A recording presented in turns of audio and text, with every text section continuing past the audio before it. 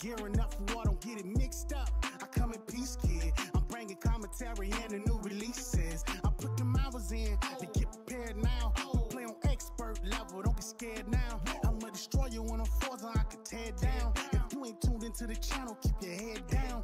Cut the fix up with some Xbox babies, put the switch up. See me gearing up for war, don't get it mixed up. I come in peace, kid. I'm bringing commentary and the new releases. I put them hours in to get prepared now. Don't play on expert level, don't be scared now. I'ma destroy you when I'm forza, I can tear it down. If you ain't tuned into the channel, keep your head down.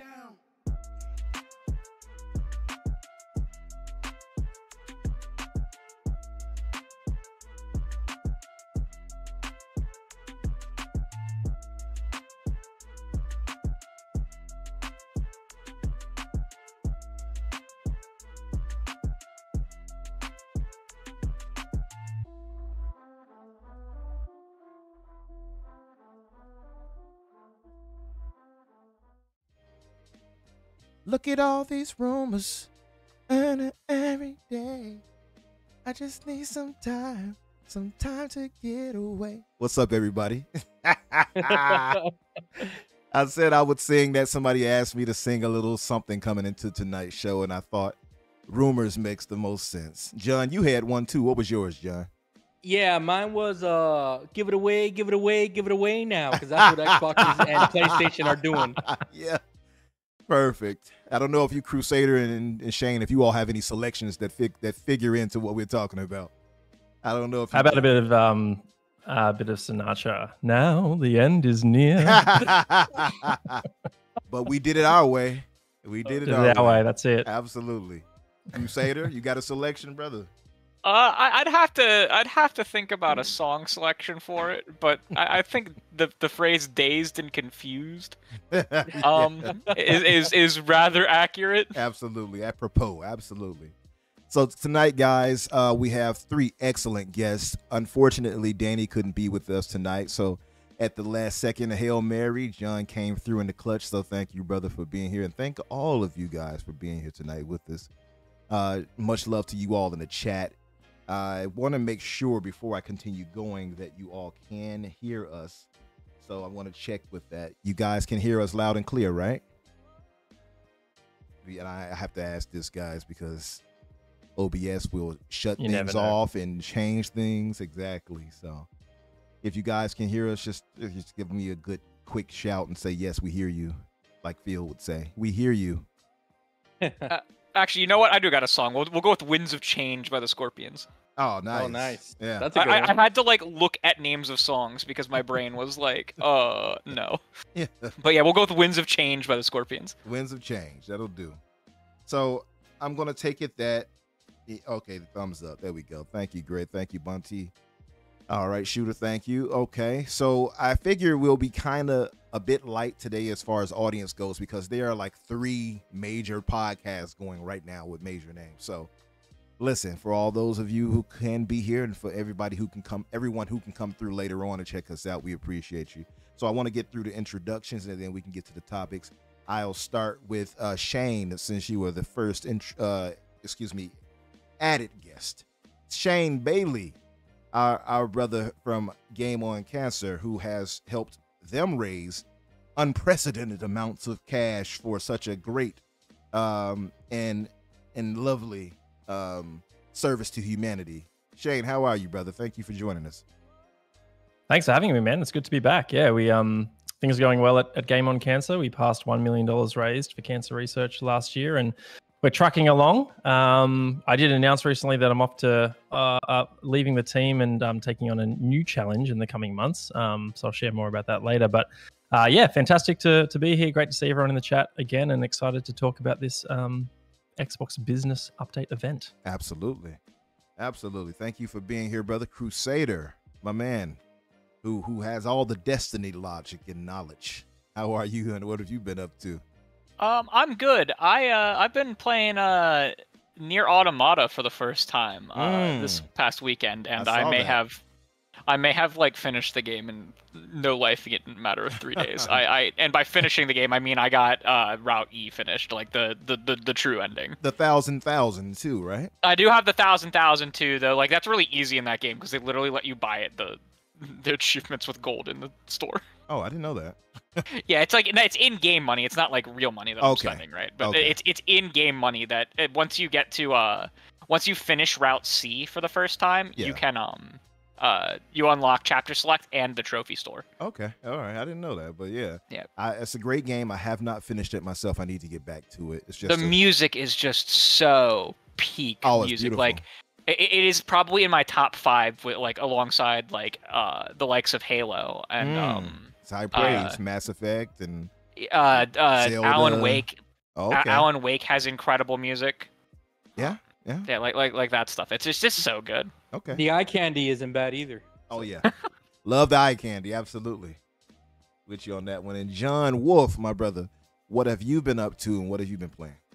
What's up, Umbra? Thanks for the invite, brother. I'm glad to be here. I know Daniel, it's going to be hard to kind of fill his shoes because Daniel's such a great co-host that you have here every week. But just coming off the Xbox update, man, I know we were just in a chat right now that started right after Umbra, where we shared a lot of thoughts, man, and this is kind of just going to be a carryover. Very exciting times, man. I mean, the news doesn't let up, and as far as playing, I'm actually playing Prince of Persia right now. I'm trying to complete the game. I'm about 70% in. I really dig the game. I think that Ubisoft did a great job. This is the same team, I believe, that did the Rabbids, right? Rayman. They made Rayman. The Rayman, yes, Yep. the Rayman games, which I thought were amazing platformers, and this just their pedigree is incredible, and this game shows it. And I really like the direction that they took the franchise in. It feels fresh. It feels like if it needed it. Yeah, man, other than that, I've been sticking to kind of a New Year's resolution where I'm not gonna graze as much anymore. I've been setting up emulators on my various handheld devices that that me and one of the community members, we're always going back and forth on our gaming handhelds. And other than that, man, everything's good. Absolutely. I gave that game a 9 out of 10. I beat that about a month back, I guess now. Maybe 2 weeks, maybe 3 weeks. Yeah. Loved it. Nice. Loved it. Nice. I hope more people get it. I'm not sure what it's done as far as sales go, but I feel like it hasn't done extremely well, which is unfortunate because the game is damn good. Yeah, I think that the price is a little scary for some people.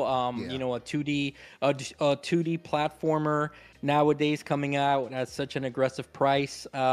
You know, but for those of you that do want to try it out, I the way that I'm playing it is that I'm a Ubisoft Plus member. I think I pay $17.99, something like that. And you're the one. Nice.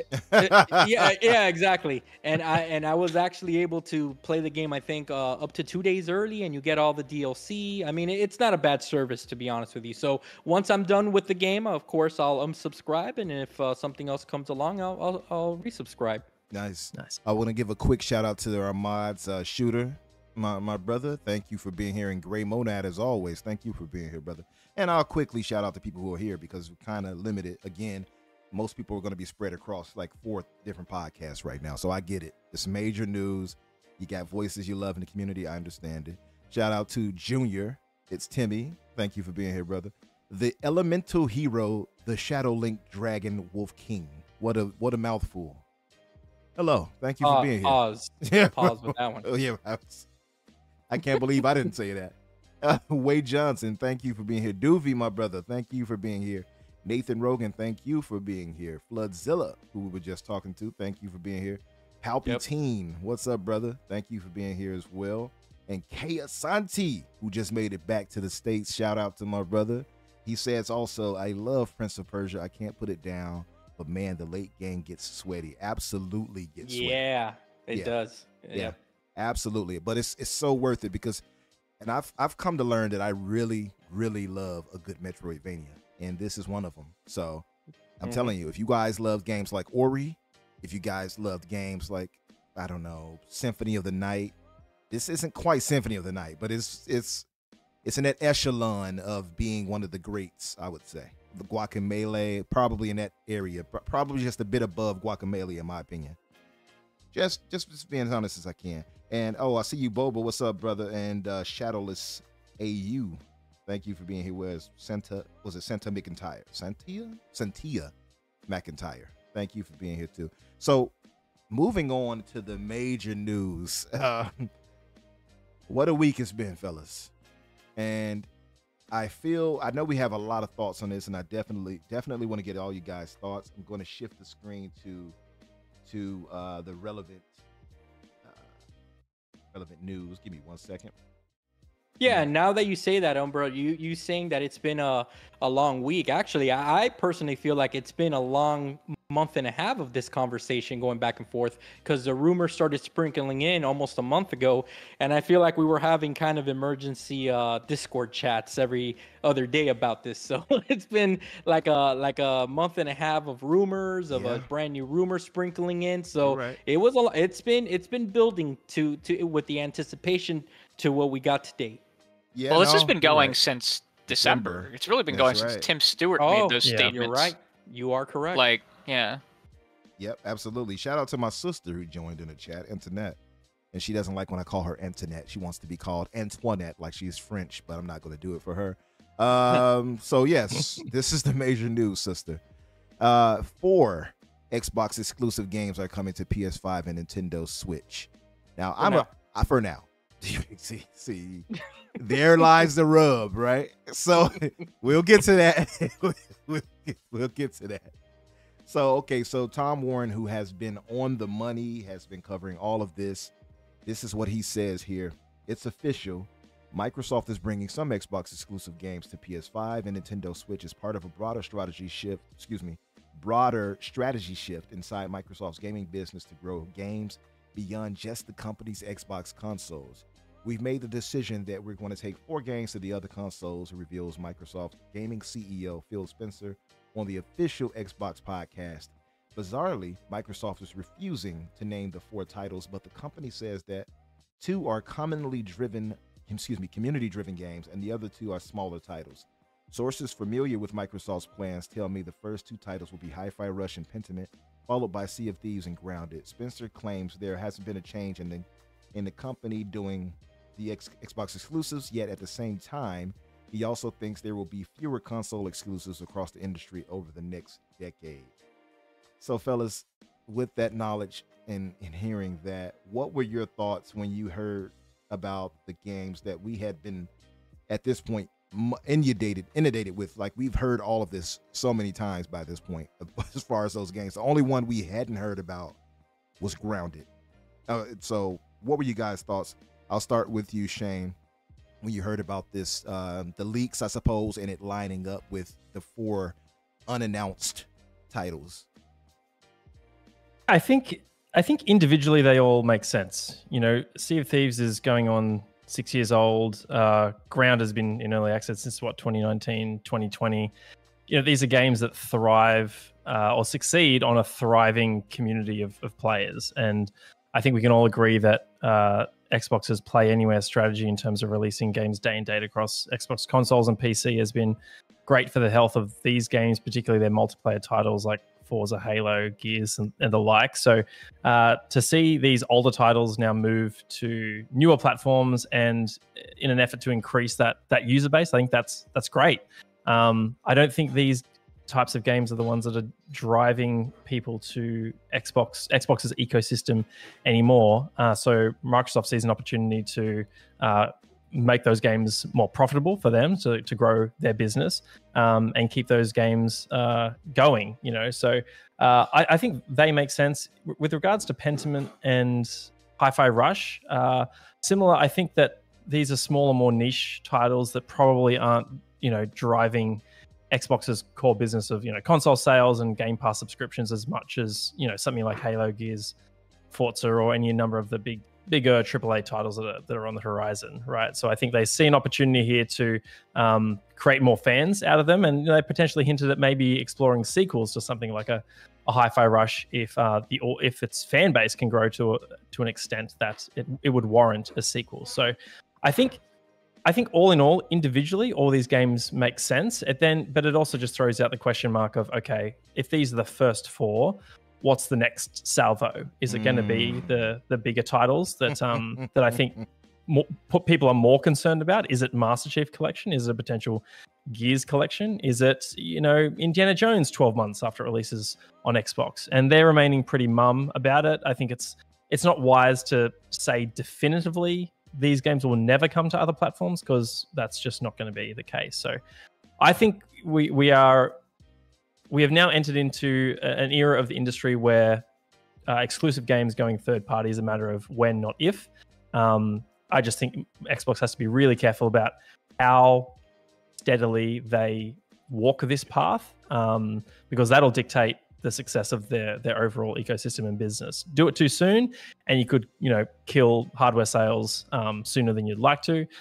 Do it too slow, and you fall behind. But I also think that PlayStation has probably fallen behind in terms of their adoption of PC day and date as well. So true. Particularly off the back of the Helldivers 2. So I think there is a middle ground. I don't think everyone in the Xbox ecosystem is going to like where they land, but look, they said that every decision they make is in service of growing the Xbox's business going forward. And I mean, for me, this all comes down to one thing that was said by Amy Hood during the FTC trial regarding the ABK acquisition. And that is, she said under oath that they want to get the gaming business under Microsoft to a higher profit margin. Currently, they're operating at 40% in terms of overall profit margin for Microsoft. And Xbox gaming is operating around, I think, like 9 or 10%. So they want to get that profit margin closer to where the rest of their business is. And this strategy is how they think they're going to do that. So yeah, that's kind of my overall stance. The standard margin for the average AAA publisher is about 15% in the industry. So getting it to 40%, good luck. True, yeah. In other areas, other areas of their business are going to do more of that heavy lifting. So if 40% is the average, then clearly something else is doing a lot better than that to offset Xbox's lower profit margins, right? And not every element of your business can operate at that profit margin, but they're going to do their best to make it better. They don't want to spend $1 billion to make $1.1 billion. They want to make 1.2, 1.3 if they can. So look, as long as the numbers are pointing upwards for them, then I think it shows that the strategy is going to be working. So they said that these first 4 games is just a test, like a trial. They're going to learn from it, see if it's successful. Do these games even sell on other platforms? If it doesn't, then they'll look to alter the strategy again. But look, I think it's going to work. I think there is appetite for these games on PlayStation and Switch. Yeah, I mean, despite what our Hoove brothers will tell us to the contrary, they had been wanting and clamoring for these games once they started hearing about these games coming over. Their attitude shifted ever so slightly, and I'm sure right now they're probably clicking their hooves and upset that, they walked back all of these major releases we thought we were going to hear today, from Indiana Jones to Halo and so on and so forth.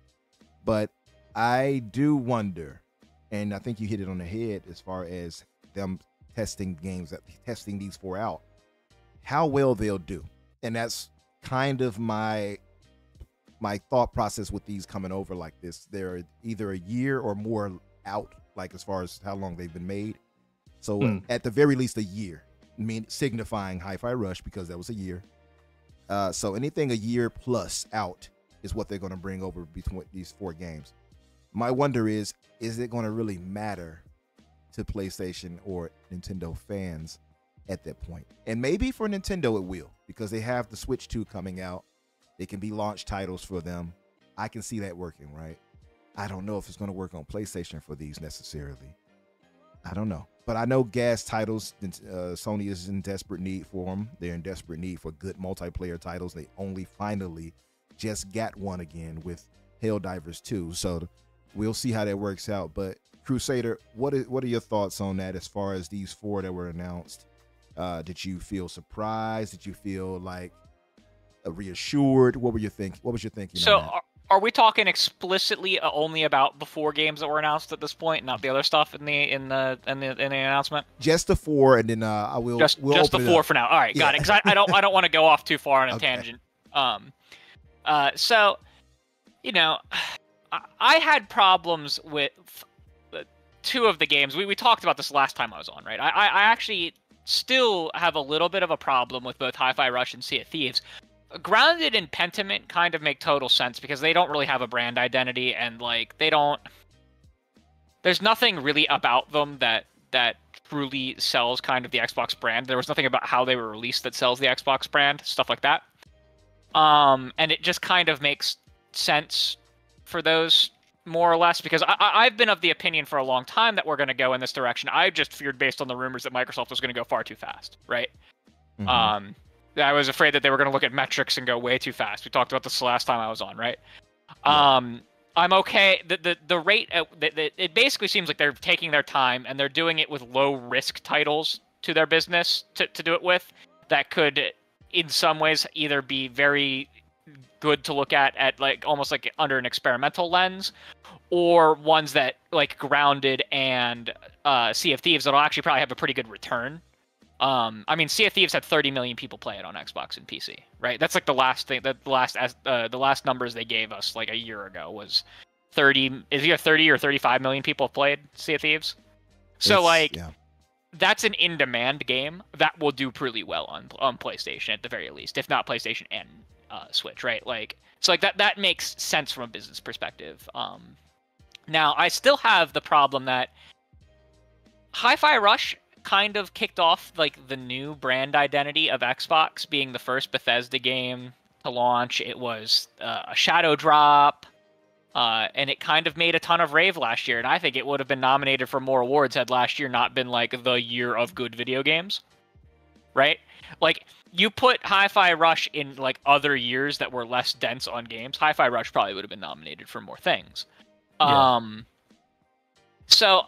And it was the first Japanese exclusive title that Xbox has been able to garner, you know, because I mean they own Tango, but it's like the first Japanese major title that they've been able to garner for their platform in a long time. They now also have Power World, but Power World feels like that doesn't really feel like, you know, that kind of style of game, right? And it feels like they're not using it to its best advantage for the medium and long term to kind of slowly but surely push the console and the ecosystem up in Japan and Southeast Asia, versus kind of just getting a make money fast kind of thing by selling it on the platforms that have a higher density concentration in that area. Now, maybe that could be a good move, because if people really like it and they release Hi-Fi Rush 2 as an exclusive, that could actually be like a draw, and they could be playing a little bit of 4D chess there. I don't really think people work like that, personally. I think they will just be patient and wait. I'm a person who is patient and can wait for things like Final Fantasy 16. Mm-hmm. Even though I have a PS5, I'm waiting to play it on the platform I'd rather play it on. Yep.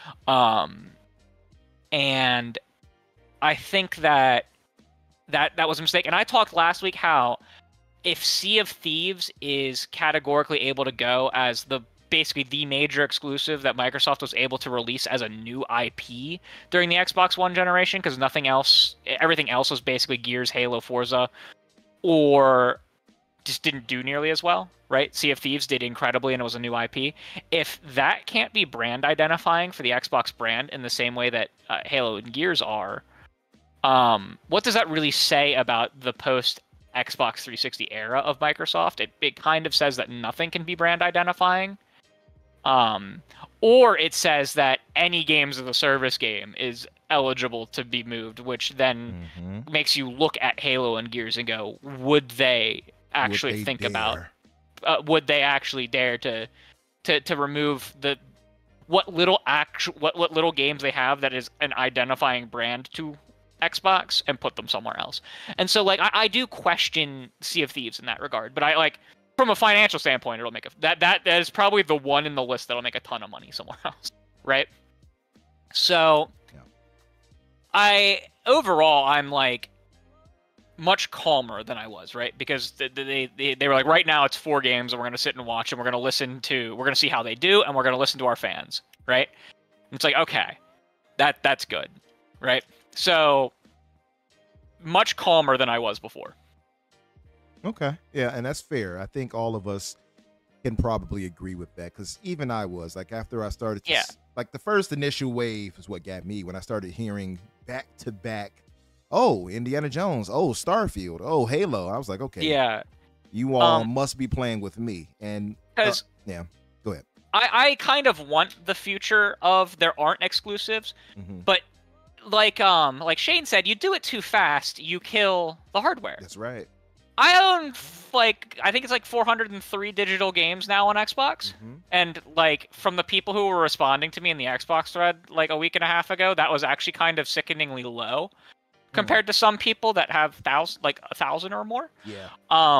And the whole reason I bought those games on Xbox, like I own an Xbox, I own a PlayStation, I own a Switch, I own a PC. The reason I bought them on Xbox is I prefer console gaming because I'm an IT guy. I don't want to work on my computer when I get home. I want to sit in the couch. Same.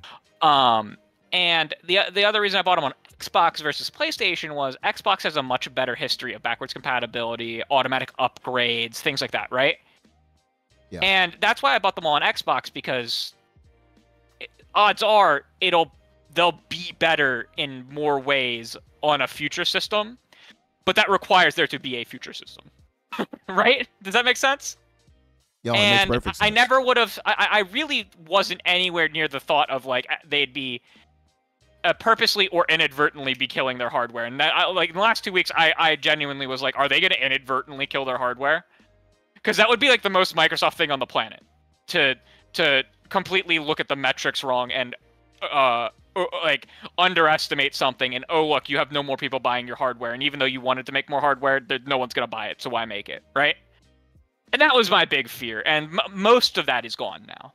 Most of that's gone. Yeah, and I, like I say, the initial rush of what we heard, and I'm not gonna, some people were trying to, and I want to say this really quick because I know there are some people listening probably doing this too, and I see a lot of, let's say, clashing going on right now, flashing through the snow in a one horse open space box. Anyway, but I see a lot of clashing going on in the community from people we all know. I'm not going to name names, big time names, et cetera, not only for those who put the information out there, the AK, quotation mark fingers, influencers and journalists alike, and I think you all have missed the plot, and I say that respectfully.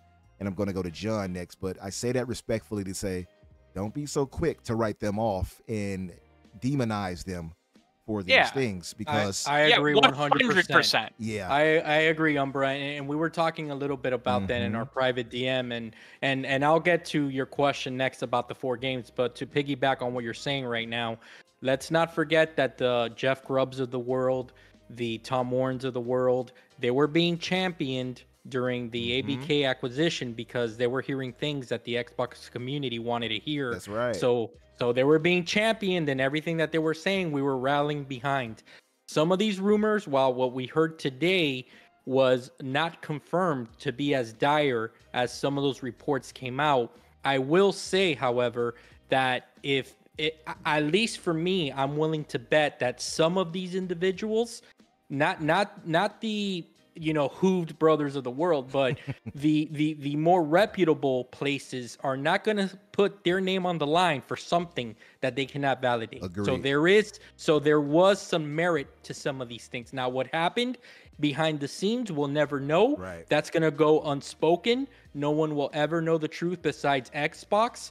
But the truth is that even looking at the landscape and looking at the messaging that they gave today, everything is on the table. Yeah, so we'll get into more of that, but I do want to just say, like, try to hold back from pointing fingers and being mad, and it's not worth it, because a lot of these guys, remember, not outside even Tom Warren and Jeff Grubbs, you had Jez who spread a ton of information that was absolutely true.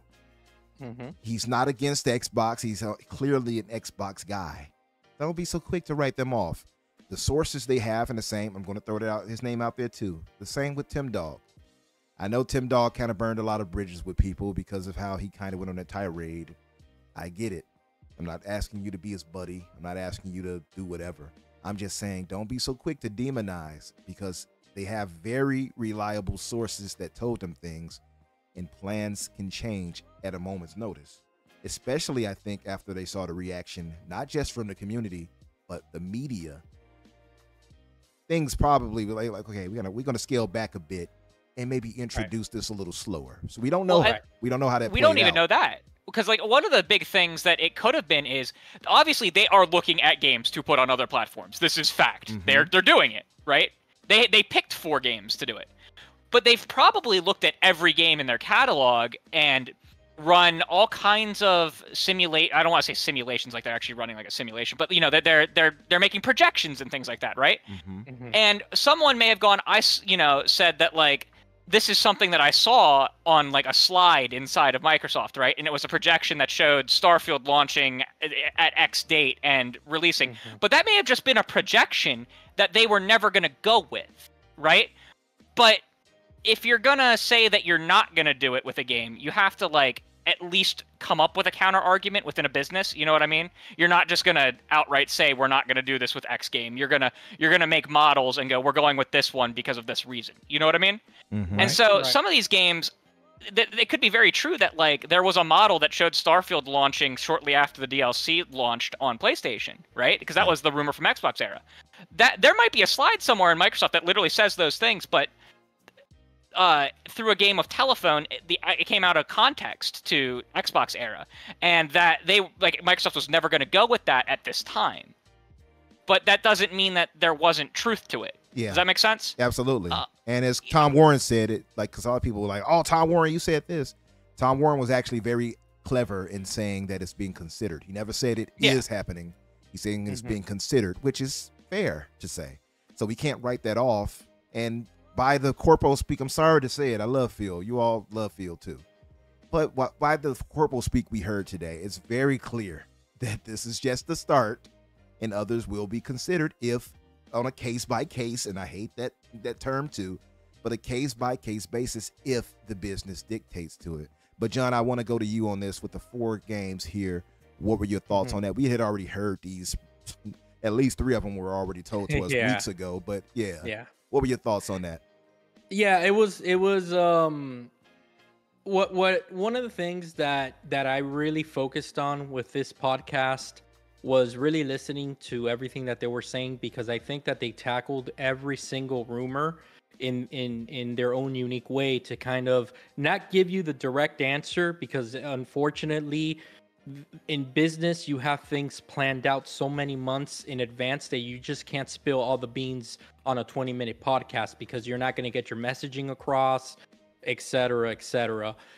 Right off the bat with the 4 games, the way that they tried to position the 4 games that we're assuming that they're going to be is that, at least what I took from it, was that they were trying to kind of angle it in this way. They were trying not only to say that this is just a test, but they also highlighted the fact that the industry is struggling, right?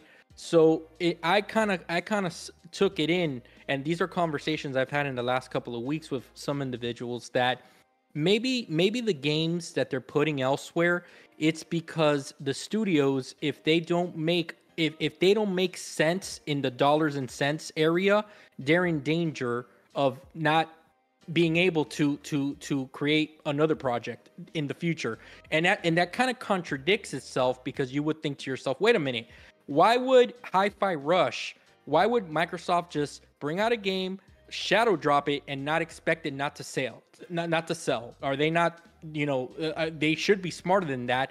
But I think that there's a lot of different factors that drive the business that, since we don't have insight on, we'll never be able to understand it like they can, right? But just looking at it from the outside, looking in, I think that they were trying to angle it, like saying, hey, listen, if you guys need to understand something. If Hi-Fi Rush, and that's not confirmed, none of these 4 titles are confirmed, but we're assuming that these are the titles. Right. If Hi-Fi Rush and Pentiment need to come out on PlayStation so that these teams have a future with Xbox, then that's what we're going to have to do. And unfortunately, it is what it is. I also think there's a little bit more to it, because of course they can't reveal all the cards. So I also think that there's a little bit of the regulatory aspect of this. They're looking at we're looking at a ABK a post ABK world where Microsoft now owns ABK. They're not out of the woods yet with regulators. Regulators are looking for any little thing that Microsoft does to leverage itself over the competition. And this is a way for them to show we never lied to you guys. Look, we're putting our games everywhere. Now, where that comes back to bite fans that are invested in the Xbox ecosystem, fans that listen to Phil and want to listen to the direction of the brand, it comes back to bite them in the butt, because now I can sit here and I can say, hey, Phil, you lied to me. You flat out lied to me X amount of years ago when you said that ABK games were Xbox exclusive. Now, I know that there was a little mix of words there saying on a case-by-case basis, et cetera, but still, the messaging out of that press conference that the community ran with and that they were trying to rally the troops behind them was that all this content is for you guys. So I cannot blame anyone in the community that is disappointed at hearing that anything is going to PlayStation or Nintendo. I can't blame them. Now, as much as we, like me, I'm like, I've heard Boom use this, Mr. Boomstick use this reference, the dinosaur mentality. I grew up, my first console that I owned was a NES, right? But where I really started, like coming into my own, that I was already understanding gaming, was during the Super Nintendo and the Sega Genesis days. What is that, everyone? That is the peak of console wars. So the way that my brain has always been taught when these companies are competing with each other is that they're going to have things that the other doesn't. And that's what's going to make you want that particular box or to invest in the ecosystem. So true. What was it? Sega does what Nintendo don't. You all remember that one? Yeah, and the thing is that I understand, especially this generation, that I have converted myself into primarily a PC gamer. I primarily game on my PC, and then I go to my various handhelds. I have the Steam Deck OLED, I have the Asus ROG Ally, I use my Xbox every now and then, I use my PS5 for exclusives, and I use my Switch whenever I want to turn it on because I don't want it to get damaged since I haven't turned it on in a year. But I game everywhere, so I understand the message and I understand where gaming is going. But I don't want to be too quick to judge the people that don't like this messaging. I don't want to automatically discredit them and tell these people, get with the times, because this was not what Phil was saying a couple of years ago. He was saying these games are for your ecosystem and no one else is getting these. And now he's saying, oh, it's just Hi-Fi Rush. Don't worry about it. It's just Pentiment. You know you weren't going to play that. And that's that's the mixed messaging there is what's causing all of this, because like, if there's one thing that we need to learn as a community, guys and guys and girls, and I repeat this, we have to stop taking everything they say at face value. They're saying what they need to say at that moment because that's the strategy in place, right? So the same way that Jim Ryan came out and he told his community, we believe in generations, that was a lie. He had to say it because he was trying to simmer down his community. Phil does it in his own way. I believe that Phil is a little bit more up front with the way he does it because he's a gamer and he understands our conversations. But we need, with the news of these 4 games today, if there's anybody in the chat that sees this as a win for Xbox gamers, I'm sorry to burst your bubble. It's not going to only be 4. There's going to be more to come. And this strategy of just releasing 4 at first, it's to desensitize us. Sorry, the Latino heat doesn't let me say the word. All right? Listen, it happens to the best of us. It happens to me all the time. I struggle saying that word. I think it's to desensitize. Desensitized. Say it again. I didn't think I would say it better than you, but okay. I messed up to make you fly. You see this? I appreciate that. So I think that it's to get us used to. Let's not say that word anymore because we look horrible right now. It's to get us used to this new reality that Xbox wants to go with. And there's nothing wrong with that. As a business, they can drive their business where they see their metrics and they feel is best. But it's just to get us used to this idea, because then by next gen, whenever that comes around, it's going to be probably more and more and more into eventually it's the whole catalog. Now, if you listen to the messaging, what is the anchor here? What is holding everything together? It's Game Pass. That is the exclusive that they're trying to sell us on. Day one, you're going to get to play the game for your subscription price. And at the same time, as a community, we need to understand that they have been preaching that message for a very long time. No, all well said. Desensitized. I got it now. There you go. You got it. You passed the bug back on to me. I'm good now. I'm clear. You're good. You're good. So, no, I think you hit a lot right there on the head. Absolutely. Again, I think for those who are, because I see a lot of celebratory remarks, and I get it, because the way the Xbox and Phil and team were careful to kind of frame this, they made sure to frame it in a way of it's only going to be those 4 games, but that's not really what they said. Like, they said it that way, but you have to, this is one of those things you got to kind of read between the fine print, right? To kind of read the fine print to get the clear understanding. And there was a lot of corpo speak during this whole podcast. Still, you should absolutely still have faith in Xbox, because a lot of the stuff we heard was good. So this is not all like some doom and gloom thing. Don't get the wrong idea. We're just telling you guys, don't celebrate too fast. Like, oh, that's it. They won't bring any other games over. They absolutely are going to bring other games over at some point if it fits their business needs. Not saying it's certain or when it will happen, but that it possibly will happen whenever that may be. So the 4 titles being made, multi-platform. Phil not naming the games. I want to ask you guys about that. He didn't name the games, and he said he wanted to give the devs time to announce it themselves. Been a Nintendo Direct, 100%. You think so? They're all going to be announced at the next Nintendo Direct in an Xbox segment. That makes 100% what's going to happen. I can see that. Wow. I can see that, because otherwise, because when they said it, I'm like, Phil, brother, you could have told us this last week. He said they can't announce them because of ongoing conversations with the platform holders. It's 100% because they're going to show up with Nintendo. I didn't hear him say that part. Yeah, catch. Yeah, so I saw a bunch of people reporting that. I didn't get to actually listen to the thing. I read a transcript, and I'm almost positive I read it in the transcript. I know I've seen people say that online, that it had to do with the developers and the platform holders working on figuring out how to do it properly. He wanted to leave it to the studios themselves to relay their own news. Well, I think it's fine. I think he sold the rights to for the announcement to a Nintendo Direct, because there was a rumor that one was supposed to happen today, and Jeff Grubb said that it looks like Nintendo pulled it because of the Xbox announcement today. So right? yeah, Jeff said that 2 days ago. Because the Direct was supposed to be today too, right? The Direct, there was a rumored to be a third-party Direct that was happening today, and that's been rumored for about 2 weeks now. Earlier in the week, no one picked it up. I went back and made sure that Jeff wasn't bullshitting, but he wasn't.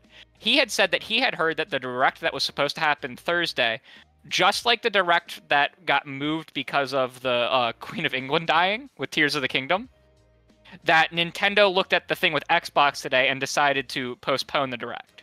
I agree with that, and I think that there's some merit to that, because this news cycle was going to dominate the headlines. So why give up any leverage? You want the focus to be on the Switch 2, and you want the world talking about the Switch 2. Nothing else. This was supposedly not a Direct for the Switch 2. That's actually supposed to be next month. This was supposed to be a third-party Direct. Oh, gotcha. Only partners, which makes even more sense that Microsoft would be there. So let me ask this then: do you think then, if that's the case, then these titles would be coming before the Switch 2?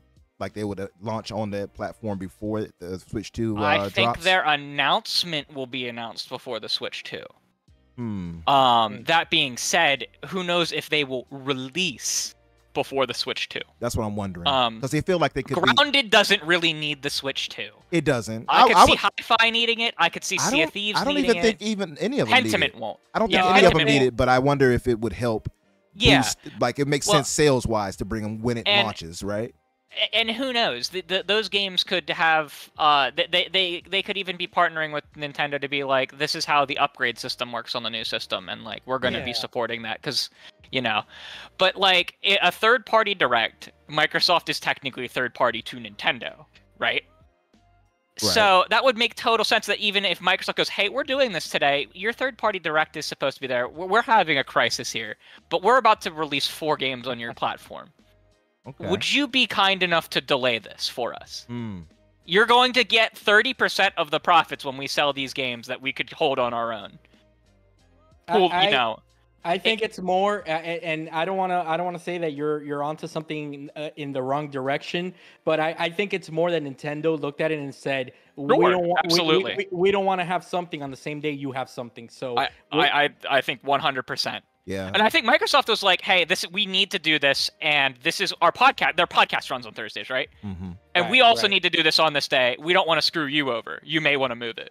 You know what I mean? Okay. Like, it goes both directions. Makes sense. I agree. I agree. Because otherwise, they probably, would have done it this Monday that was rumored at first. So I guess that they push it to this. I can see that. So, but like, why the fuck was this not just a text? I don't know. Like, there was nothing in this. That's what I said, man. Tom Warren's interview with Phil Spencer was more informative than the podcast. Hell, the tweet that Xbox put out was clearer than the podcast. Like, I don't understand why they waited for today with the podcast, unless they really wanted to show their faces. Which that's what it is. That's what it is. I think that's Phil. You think that's it? All right. Yeah, I think that Phil. Yeah, and if you really pay attention to how Phil operates, I think that he's the type of person that he thinks that, and I'm kind of like this too. That's why I can think this way. I like if there's something going on, I want to put my face out there and let you know and talk to you face to face because I'm not hiding anything. And and it's like, look, I got nothing to hide. Let's talk about what's going on. Let's go over this. We're gonna tell you as much as we can because we can't tell you everything, but we're gonna tell you what we can, and we're gonna try to be as upfront about it as possible. And I think that by showing their faces, it's psychologically letting your audience know we're not hiding from you. Yeah, that's what I think. That's why they rocked up and he did the kind of funny interview after the Redfall disaster. You know, he's not hiding. This wasn't just a blog written by the Xbox staff team. It was the heads, the figureheads of this company saying directly to the community, everything's okay. Here's exactly what we're doing, and we're reassuring. The teasing of hardware is simply there to reassure the fan base. Right. Yeah. I wonder if it would have been smarter to put out the tech stuff on Monday and at the very end of it and say, and we will address you in person on Thursday. That makes some sense. I agree. Be like, we wanted to get this message out to you right now. Yeah. All 3 of us will be on the Xbox podcast to talk more about it. And they could have done that the week before, right? They could have said that and said to kind of alleviate fears and stuff. But I think that Microsoft, and we were talking about this behind the scenes, a bunch of us discussing, I think they want a lot of this controversy to bring more eyes to them. And it's been working for them for the better part of a few years, I think. Because the old saying is true. Yeah. The old saying is no publicity is bad publicity. Bad publicity. You're right. So I feel like it's a bit of that too, because it feels like with so much happening during that, where the press was taking it, the community was going crazy, it felt like a simple tweet to kind of alleviate fears would have made more sense. But they kind of delayed it. It feels like it went too long. Yeah, exactly. You know what I mean? Like it went just like if they had let it go until Monday, I would have understood it a little. It just felt so weird. Yeah. That like we didn't even know until Monday that we weren't gonna know until Thursday. Exactly. Yeah. Think about it. Like, hey, we're gonna come on we're gonna be on the podcast on this date to talk about it. We need the time to make sure we have a correct message for you. Mm-hmm. Why so much uncertainty? And that's like the one thing I hate with Xbox is that because I love it. Xbox is my main console. Like the one thing that I cannot stand about the brand is that the message so much nonsense is uncertain or wishy-washy. Yeah. Like you know, case by case, everywhere where exclusive to places where Game Pass is. You know, that was Bethesda's. You know, was brought up earlier. And then Activision. The only thing we know about Activision is Call of Duty. It's the only thing they would talk about is Call of Duty. We know nothing else. I guess we kind of know Activision games in general or wherever Ubisoft wants them. But but like Blizzard. What the fuck's going on with Blizzard, right? And you know.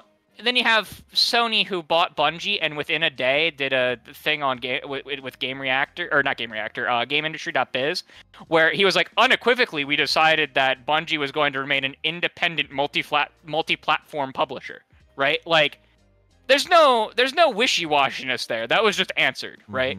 Their shit's going to be everywhere. Yep. And like, I wish that we would just get some straight answers, like. And we kind of did today, but then you read the Tom Warren interview that you have up on the screen, and there more wishy-washy was added back into it. Because it's like, I'm never gonna say never about the games. You know what the problem is? This I think is the problem. The problem is that they can't reveal the full message or the full vision just yet of what they don't know what it is. Planning. It could be. It could. Like, I mean, it could be that they don't know what it is. It could be that they're figuring it out as they go. But I would like to think that a $1 trillion company does have kind of their ducks in a row. So I'm gonna give them the benefit of the doubt there. But what I will say is that if I come on your podcast now and I tell you, hey, Umbra, I have a scoop for you. I can only give you the first. I can only give you two things out of this scoop, but I can't give you everything that I know. It's going to leave you with questions, and it's going to leave you to interpret your own messaging or whatever the case may be, instead of me just telling you, hey, this is what I heard and this is what it is. And I think that the piece that we're missing here, right, is the vision, the full vision. Like, if they were to come out and they were able to show us what they envision Xbox to look like in 5 years, and then in 10 years, some of this stuff might make more sense now to us. Like, to that point, let me say this really quick to that point. Yeah, go ahead. So a few of the other bullet points for this. For exclusivity, we got the 4 titles we know that they didn't name, and for reasons possibly, like you said, because of Nintendo and other partners and PlayStation, right? To be fair. Yeah. So I can give it that. I'm not mad at that. I just felt like we know it. We know it's going to be those titles. Just say it, right? But that's whatever. So there's no promises beyond these 4 games, meaning that there are others that can come at some point. Phil says he believes that exclusives are going to become less of a focus for the game industry in the next few years. And it also says community-driven games seem to be among the more likely to go cross-plat, which obviously I think we can all agree. 10 major releases coming in 2024, which is just beautiful. And we got more to be shared during the June showcase. So to that point, what you were saying, John, I think all of that will be laid out then as far as that goes. More of the roadmap of what they plan to do for these releases going on other platforms, I think. Right. Yeah. And the reason I say that, Umbra, and I'm sorry to interrupt you, the reason that I say that is because if Xbox wants us to believe, and they want gamers to believe that the world is moving to where exclusives don't matter anymore, they need to kind of showcase the world why. Why do you believe that? Because right now, PlayStation, your direct competitor, is having success beating the brakes off of you in the console space, okay? Tying up exclusives and having exclusives. And let's not even talk about Nintendo. Nintendo is about probably sometime next year, early next year or mid next year, they're going to pass the PS2 as the highest selling console of all time. Yep. So the messaging that Xbox and the future that they believe in doesn't coincide with the world that I'm seeing on the landscape of gaming. So if you want me to buy into that, I need the full meal. I need the full picture. If you believe that, because let's say that this Xbox rumored OS is a real thing, you need to show me Halo Infinite on your dashboard next to a game like Final Fantasy VII that is not available on Xbox, and I was able to get it through the Xbox OS. You to make me believe that exclusives don't matter anymore. Yeah, that's how you do that. I can agree with that for sure. I'm going to read a bit of this, and I want to go back to you, Shane. So Tom Warren also, because Tom was on the roll today, so he He posted an interview he had with Phil, and he said Microsoft's gaming chief on Xbox games coming to PS5, next-gen hardware, and more. Says Microsoft has been gradually moving Xbox away from the idea of a single piece of hardware in recent years, with ambitions to reach billions of gamers across consoles, PC, and mobile devices. Now it's officially bringing 4 Xbox exclusive games to PS5 and Nintendo Switch amid an Xbox Everywhere effort inside Microsoft that will likely see even more games arriving on rival consoles. By the way, the Xbox Everywhere, if you all are not aware, Microsoft is definitely going to be using that tag come June, so be aware of that. You heard of Xbox Anywhere, or at least Play Anywhere, so keep that in mind. Xbox Everywhere absolutely will be a tagline they use, and I like it, especially if that OS rumor is true, because that goes directly to that. That's what they're going to call their handheld console, Umbra. It's going to be the Everywhere. Xbox Series E. Oh, God, nice. I'd be so happy. Do we think you're thinking outside the box. I like that, Shane. Hey, I like that. Do we think an Xbox handheld console would come out before the next generation? I don't personally. I do not think it'll be this generation. I think at the soonest it aligns with the new home console, or like a year or two later. But I could see them announcing it. I think it will be the next gen. Remember, there's 2 SKUs. Yeah, I think it'll be the next gen as well. Yeah, it'll be the next gen. I actually think it'll replace the Series S, the Series S slot in that generation, right? It could be. It could be, but you got to pay attention. We have to pay attention specifically to Sarah's messaging today. And she did say, one of the things that she did say is that there was going to be a huge leap in whatever the next thing is going to be. To me, maybe we all think that she means, that means graphics, that means frame rate, that means no, it could be this synonymous future where this OS lives and we don't care about the world of exclusives anymore because we have it all. So that could be what she means, but again, we have to wait and see, which makes today's messaging feel kind of incomplete. Like, we're missing something. Yeah. What were you going to say, Shane? I wish they had teased the word handheld, right? June. Just a little bit more of a tease. We'll hear it. Even if they had new ways to play. Yeah, even if they had said new form factors, right? Something that's like, because like when they're saying like the biggest generational leap and the most powerful, it's like, I don't care. The Series X is the most powerful console, and you ain't done shit with it. Well, listen, we'll get to that in a second because there is more on that for the next gen. But so it says it's a seismic shift in the company, and that the company, is downplaying publicly. So I see Tom is even saying it. They're downplaying it, but it's a shift. So I sat down with Microsoft Gaming CEO Phil Spencer to get some answers and discuss the company's vision for the future of Xbox. Let me skip ahead. Can I say something, Umbra, before you go? Let me finish my statement with the Sarah Bond tease. This is specifically what she said. We're also invested in the next generation roadmap. What we're really focused on there is delivering the largest technological leap you have ever seen in a hardware generation. That's what she said. Okay. I'll take a stab and say she's not talking about graphics. She's probably talking about AI and machine learning. I think she's also talking about a transition to ARM from traditional x86. An ARM processor would use significantly less power to do the same thing. So you shove as much power into it and you get more, essentially a better performance out as long as you can cool it. So yeah, machine learning plus new processor architecture could actually mean just insanity. So one of the points I skipped right to because the whole games thing, Phil is not really. There we go. That's the quote. I've been waiting for this one. That's the quote here. So that's the quote. So Tom asks him. He says, "You mentioned that Starfield and Indiana Jones aren't part of the 4 despite rumors. What will those? But will those ever come to PS5? Can you rule that out?" Phil says, "I don't think we should, as an industry, ever rule out a game coming to any platform. We're focused on these 4 games and learning from the experience, but I don't want to create a false expectation on those other platforms that this is somehow the first 4 to get over the dam and then the dam's going to open and that everything else is coming. That's not the plan today. I also don't want to mislead customers on those other platforms. We're launching these 4 games, and we're excited about it.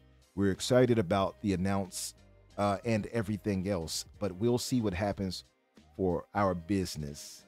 So, Shane, what do you take away from that specifically when he dismisses the thought of Starfield and Indiana Jones for now, because he's saying we're focused on these games now, and that everything else is coming out that's not the plan just yet, because he's saying it's not the plan today, but he's not saying it's not ever going to be the plan. What's your thoughts on that? No, I think, look, if ever these games or whenever these games ever come over to competitor consoles, we can never be sure on the when. But he is smart to say we should never rule it out, right? Because if he says, no, Starfield and Indiana Jones are never coming, and look, in 5 years' time they do, then all of a sudden the headlines are Xbox lied. You know, in the same way that Sega execs in the 90s could never have said, oh, Sonic's never going to come to a competitor platform, and look where we are today.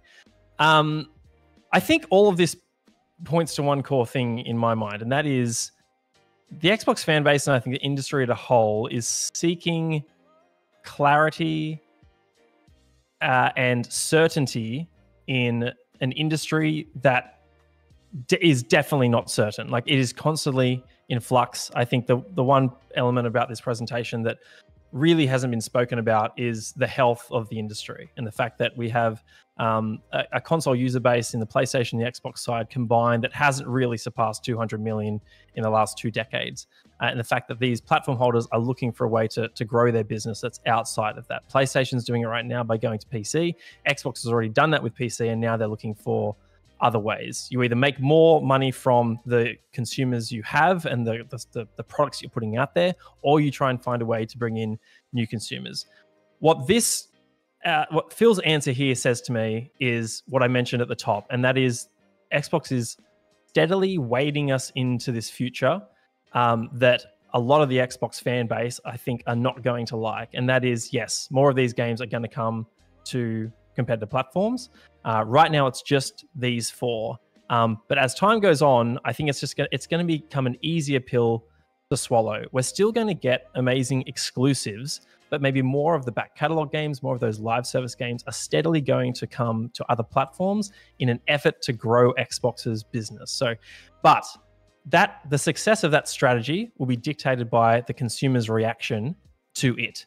And they can't come out here today and say, it's just these 4 for now, but you know what? There's probably more in the future, because that is just going to cause a whirlwind of controversy and speculation. And all of a sudden, Xbox hardware is dead because, Phil has said more games are going to come. I'm just going to wait for Halo, Starfield, and Blade on PlayStation 5, PlayStation 6.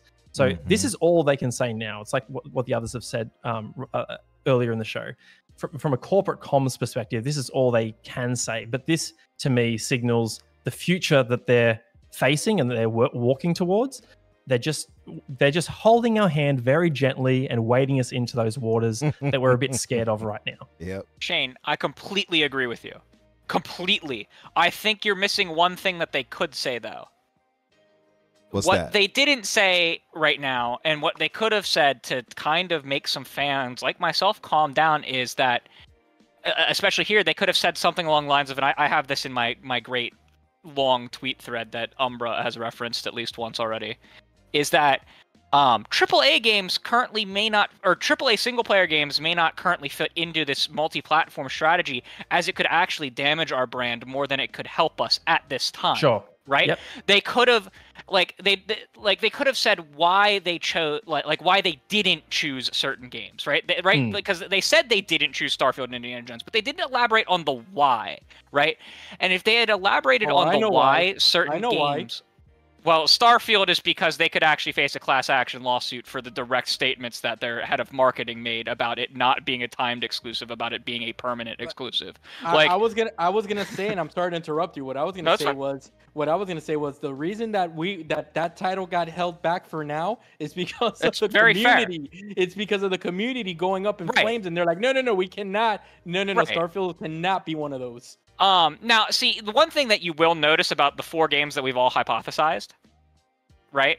the one thing that you'll probably notice is none of them launched at $60 or $70. They were all smaller budget games. Sea of Thieves, I believe, launched at 40. Hi-Fi Rush, I believe, launched at 40. It was either 40 or 50, and it was a shadow drop into Game Pass. So like no marketing budget at all. What are the other? Pentiment. What did Pentiment launch at? Like 30? Yeah, I think 30 or 40. Yeah. And then Grounded was like 15, 20. And so, I want to say 20, 30, maybe 20 early access. Maybe. So cheap. one unifying factor between all of the games we've all hypothesized is none of them were AAA costed, at least. Let's put it that way. None of them were costed to the consumer at their traditional AAA value, right? The traditional $60, $70 value. So right? Pentiment was $20. Okay. Yeah, see, that's what I mean. They were all of them were smaller games, even the games as a service games we are pretty sure that he's talking about, right? And so I do think that they're looking at this and they realize they absolutely can't step into the AAA zone yet. And I actually do think that the reports like from Xbox Era and about Indiana Jones were actually taken out of context from like somewhere where they were analyzing this and they determined they couldn't do it, but the part where they determined they couldn't do it was left out of whoever leaked it to who in a game of telephone. Does that make sense? Like behind the scenes, like there was a projection that said, this is what happens if these are the pros of putting Indiana Jones on another platform. And that's what got leaked. And then there's another slide somewhere. They're like, these are the cons. And the con part didn't get leaked. And I really think that they are at the point, because just like looking at everything that it seems to line up, that they are not ready to do this with larger scale single player AAA games. There will be a point where they probably will. I think the whole industry will move in this direction. I think Phil's completely right that exclusives will die. It's just like how fast, and they need to be very careful about it, as I think we've said multiple times on this, right? Mm-hmm. But I really think explaining why certain games weren't chosen, even if you're bullshitting out your ass and you're not even saying and it was community feedback. Yeah, make some bullshit up. You're executives, right? Pull something from some slide somewhere that said that a con of doing this could be this, and just say that, right? Like, if you really want to calm people down, you don't just give them the reasons why you're doing something. Give them some reasons why you're not doing it in other places. Yeah. And I think that, and he had another opportunity in this article to even say that in the interview, where they bring up the FTC stuff, where it's like in the FTC court case just a couple, like less than a year ago, they said that that every game that they release on another platform gives that platform 30% of that money, and then they take that money and then they seal up more exclusives and things like that to damage the Xbox brand, right? And that kind of stuff, it's kind of like you had the opportunity there to go, yeah, that some of this could backfire, and he really didn't say that. And it's something that I think would have been very powerful to say. That I agree. We truly have to be careful when we're doing this, because we could screw up. I agree, right? Crusader, but I think that for anyone listening to this show, it is so important that you look at that you put the full puzzle together and you use these resources. You use Tom Warren's interview, you listen to the podcast, and you read the Xbox Wire little blog thing that they put, because here this is what the Xbox Wire blog post put out, which you know that this was proofread by Phil and legal and everything, to ensure long-term success for both Xbox and the industry as a whole. We must continue to evolve. Today we are announcing that we will expand the communities we reach. So basically they're saying that they believe, like, for the health of Xbox, they need to put their games in other places. They're flat out saying that. And I'm not saying that they shouldn't. I'm saying that they should have said, like, this is how we chose which games to start with. Yeah, okay. Does that make sense? It like, and they said that these were some smaller ones and these were some games as a service ones. I think they should have legitimately brought up some titles that they looked at and determined weren't a good fit to do this with right now. Yeah, I get that. Agree. So let me read this next part here. Tom asks him, and this is to the community at large right here, and I think I wonder if this gives us some insight into the last week's dramatic reaction from the community, and if that played a part in anything that we speculating on. It says, obviously you saw the Xbox fan reaction to some of the rumors. People worried about their digital library and the future of the console. Me as well. How are you? It's a me, Umbra. How are you going to keep those fans and keep the Xbox ecosystem alive? Phil says, I always take the feedback from our most ardent fans very seriously. We're coming out of a December where we had our highest Xbox engagement ever in the history of the console. More players than we've ever had. I know there's this fictitious world where people think that one exclusive game kind of kicks off the sales of a platform, but the industry just doesn't really work that way today. Does anyone think that? I don't think anybody really thinks that. I don't think it either. Yeah. I think you need a series of them. You do. Consistently at high quality. Yep. To do that. Consistent, and they have not successfully high quality done that. Games, and and I've argued that before because people were like, well, people say this about Sony. Sony had a consistent lineup of good games that came. That's why people and they did it early in the PS4, and the early PS4 didn't sell like the late PS4 did. And what did the late PS4 have? Like game after game after game that was hotness. Yep, it's true. Now, but I think that we're underestimating the alliance that the PlayStation 4 had with Call of Duty. And the factor, I agree. I also agree with that. And the factor that became the casual box. I agree with that too. I agree with that. I agree with that. I mean, because you could trace that back to the 360 when Microsoft had it. It was the same way. So I agree. I'm not suggesting that Xbox can overtake or approach PlayStation numbers. I am suggesting that Xbox could be doing way better than it is. Yeah, no question. With that kind of model. Josh Ring says, and yet VR is blowing up. Which is it? I don't know if you mean that sarcastically or not. By blowing up, do you mean like collapsing? In a bad way, like or blew up the base of it? Right. I think to that quick discussion just on the fact that a multitude of exclusives would certainly help drive platform sales. I think that's true. I agree with that wholeheartedly. But again, is Xbox really focused on fighting over a share of 200 million consoles? They're on 3 billion gamers. Yeah, they're aiming higher right now. They're aiming for the PC crowd for sure. I think if they just took things a little slower, just a little bit, still focus on this multi-platform engagement. In fact, I think the 4 games is actually pretty slow. That's actually fairly good. But I think if they truly marketed the console just a little bit better and got the consistency up, they could grow that segment in a meaningful way while still growing these other new markets. Does that make sense? Yeah, no. I think a stronger Xbox console business would make everything else stronger. Yep. Stronger as well. And that's why I think a lot of the frustration from the community comes. It's like, okay, they've done all these acquisitions. They're on the cusp of their broad vision of a big AAA game every quarter. And Game Passes can fire on all cylinders, and that's what's going to drive console sales and gain back some of their market share.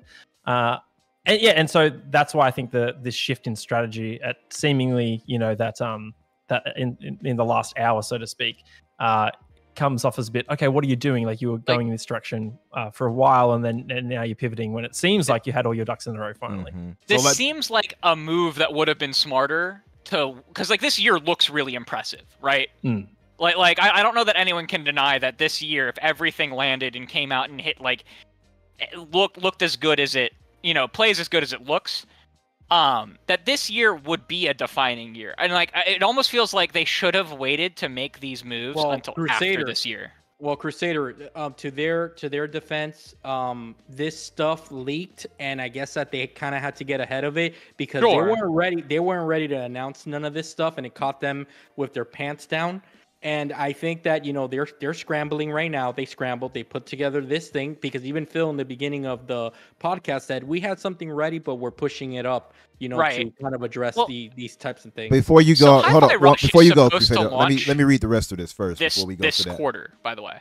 Let me read the rest of this real quick. So we've made a commitment in recognizing and respecting the library of games that people have purchased on our platform. I think we have a good track record with our backward compatibility with Xbox Play Anywhere, giving you a PC and console entitlement when you buy a game from us.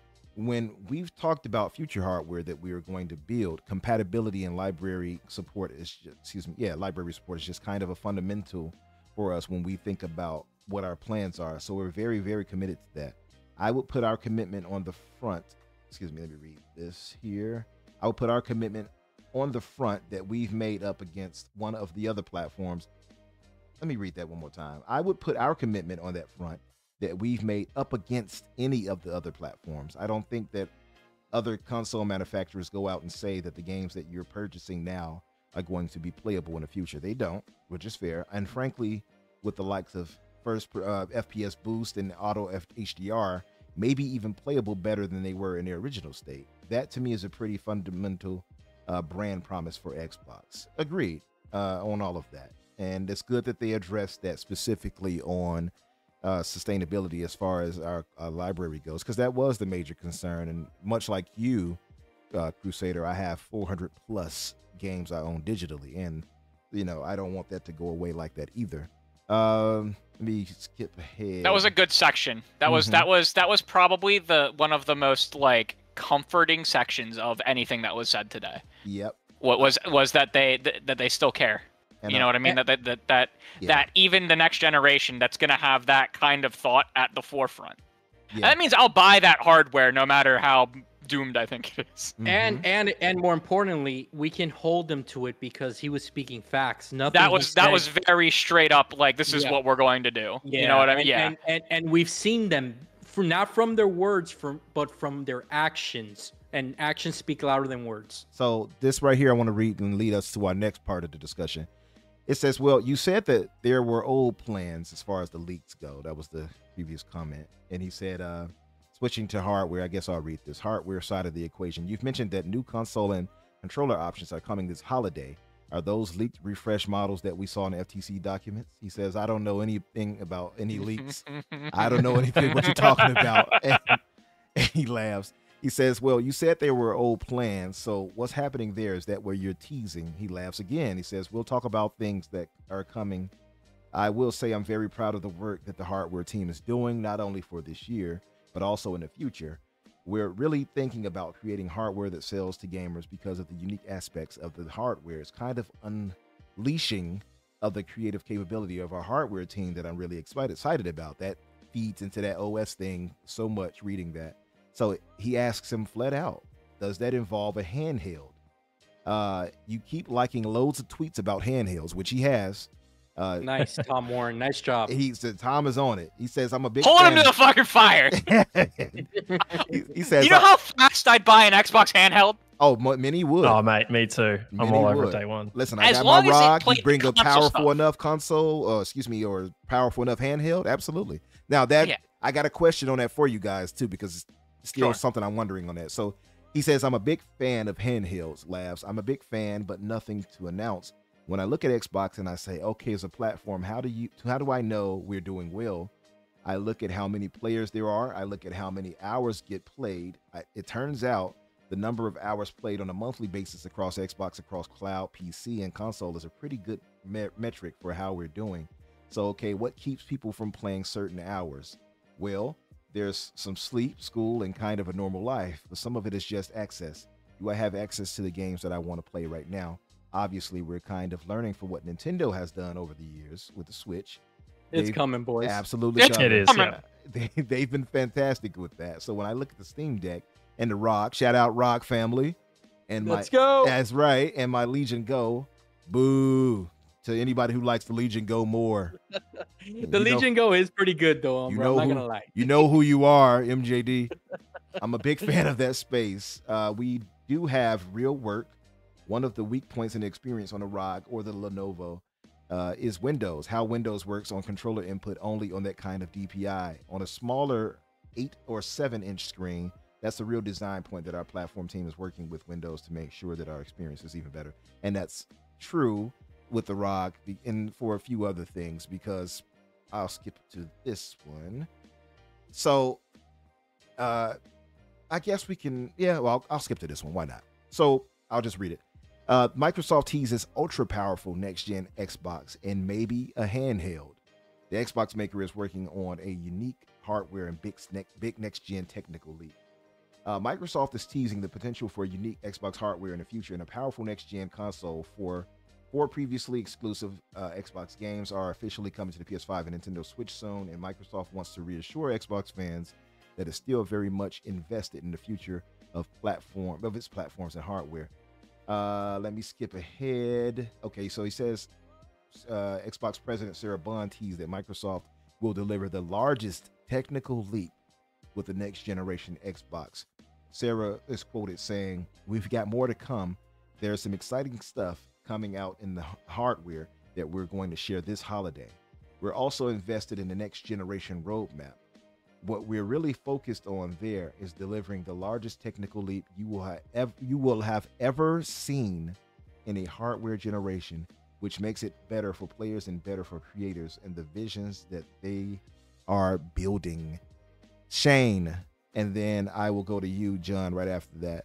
What is your thoughts on that? And it goes to the thoughts of the handheld, clearly, but the largest technical leap we've ever seen in a console generation, and what seems to be, because they said more to announce during the holiday, it seems like we might be getting next gen sooner than we thought. What's your thoughts on that? Yeah, well, I just want to share something here, Umbra. I just got a message from a source. That says that this new console, the Xbox Series I, injected into your veins. That's the technological leap that Sarah's teasing here. So there you go. Yeah, sure, it's not the expect to see that up on all the sites a bit later. I think a core thing that we need to remember is, they talk about, obviously from like recent financial reports, Xbox is doing well. We spoke about the profit margins earlier. A major part of this is revenue that they get from third party, right? Because they also take, like other platform holders, a 30% cut of all digital transactions, whether it's microtransactions or full game sales. So they can't say goodbye to that anytime soon, which is why I don't think it was ever in doubt that they're going to completely abandon hardware. So the fact that, yes, we get this update from Sarah to say we are invested in next gen, we are after that power, and we are also looking at new ways for our consumers to use or to access Xbox is really exciting. I think what they've seen over this generation is that, we know that the majority of the console sales have leaned towards Series S, which that's a clear sign that there is a market out there who don't necessarily care about power; they just care about access to the games. And when Microsoft is seeing the success of the Switch and how all these other manufacturers are getting on board the PC handheld space, they think to themselves, "We have a unique opportunity here to insert ourselves into that market and maybe be best in class, in the sense that, hey, we already have a passionate user base who has this extensive digital library that now spans by that time, 5 generations, and we have 34 million Game Pass subscribers. Wouldn't it be nice if they were just able to take their games on the go and play it on local hardware?" And I think that's the core part of why they are even considering a handheld, is that local compute power, because there are just people out there who don't want to use cloud, or like me in Australia with our shitty internet, can't really rely on cloud gaming to play Game Pass and our digital library. So I'm exceptional. Sorry, I've heard Rest in peace, my Aussie friend. I've heard it was pretty bad out there for you guys as far as the connection goes. Talking to Risk, it's so great. I mean, we have 5G. I don't have access to that yet, but right now my commute takes me through like a black hole on the east coast of Australia. So I'm not even sure 5G would help me. So being able to play my Xbox games handheld on my hour-and-a-half commute to work would be absolutely amazing. So I think all of those factors have lined up to point Microsoft in this direction. Hardware is still important. They still need to make that money off of all their third-party content, but they need to do it in new ways, where the market is shifting. And like I said, there are consumers out there who don't necessarily care about power; they just care about access. And handheld compute power is becoming much more viable, particularly for all these other manufacturers as well. So why wouldn't Microsoft do it when they've got the technical capability, they have the content to back it up,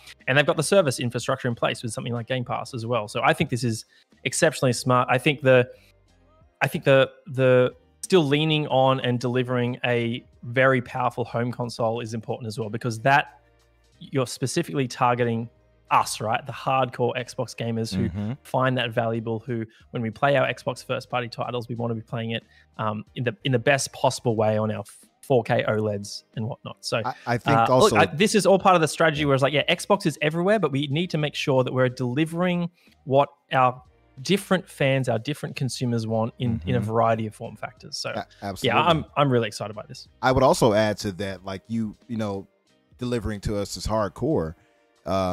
That being the case, when they say largest technical leap, to me, that speaks to me, because I had been eyeing getting a PC, a new PC, a higher end one, right? Maybe starting off with a 4070.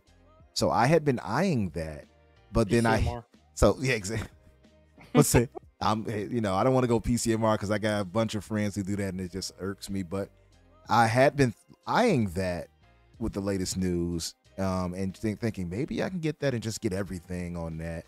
But much like Crusader was pointing out earlier, I don't want to have to deal with the hassle of that.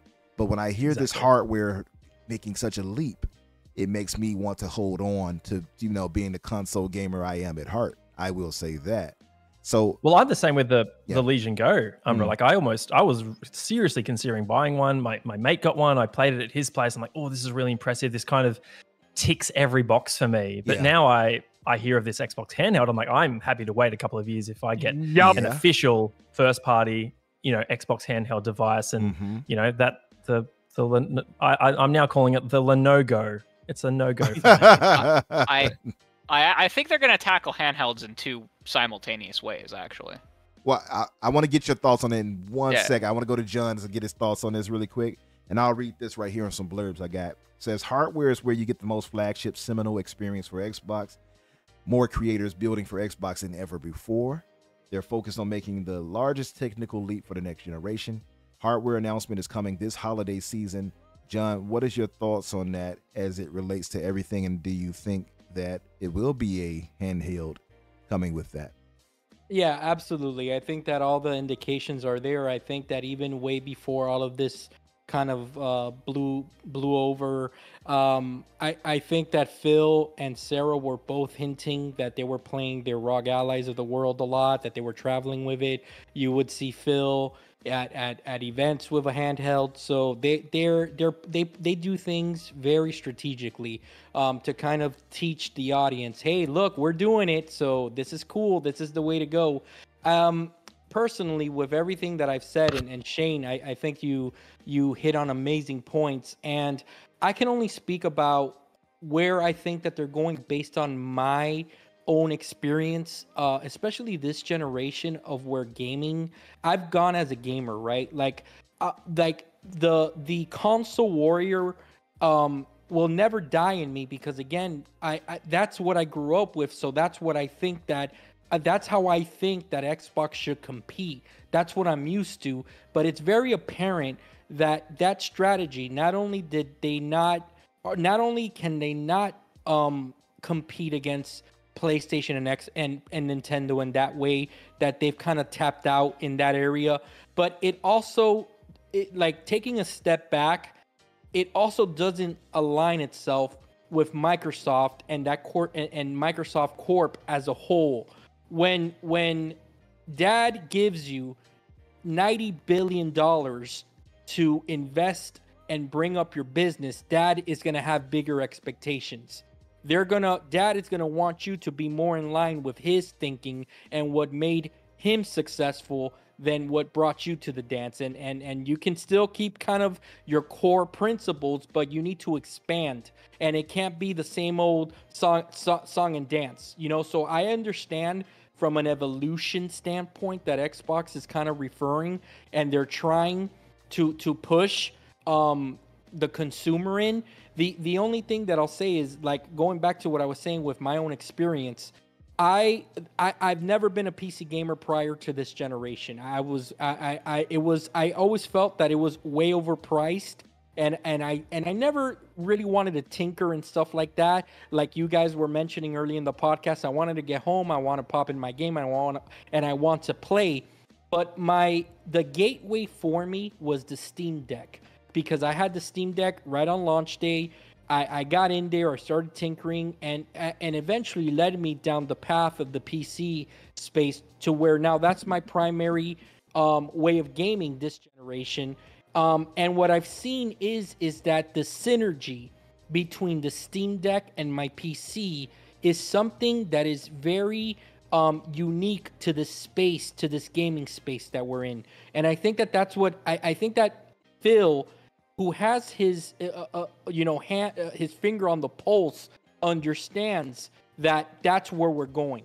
It's not about just having a console under your TV anymore. You want to give your players, as the Switch has shown successfully, that giving players choice is what this is all about. That's what's made, and being in a mobile and having some mobility in this area is so important, because if they're trying to unify their ecosystem where Xbox is a thing, the PC space is a thing, and mobile is a thing, they need to figure out how to centralize that for their consumer. And I think that this is just the direction that they're going in. So to answer your question, I do definitively think there's a handheld coming.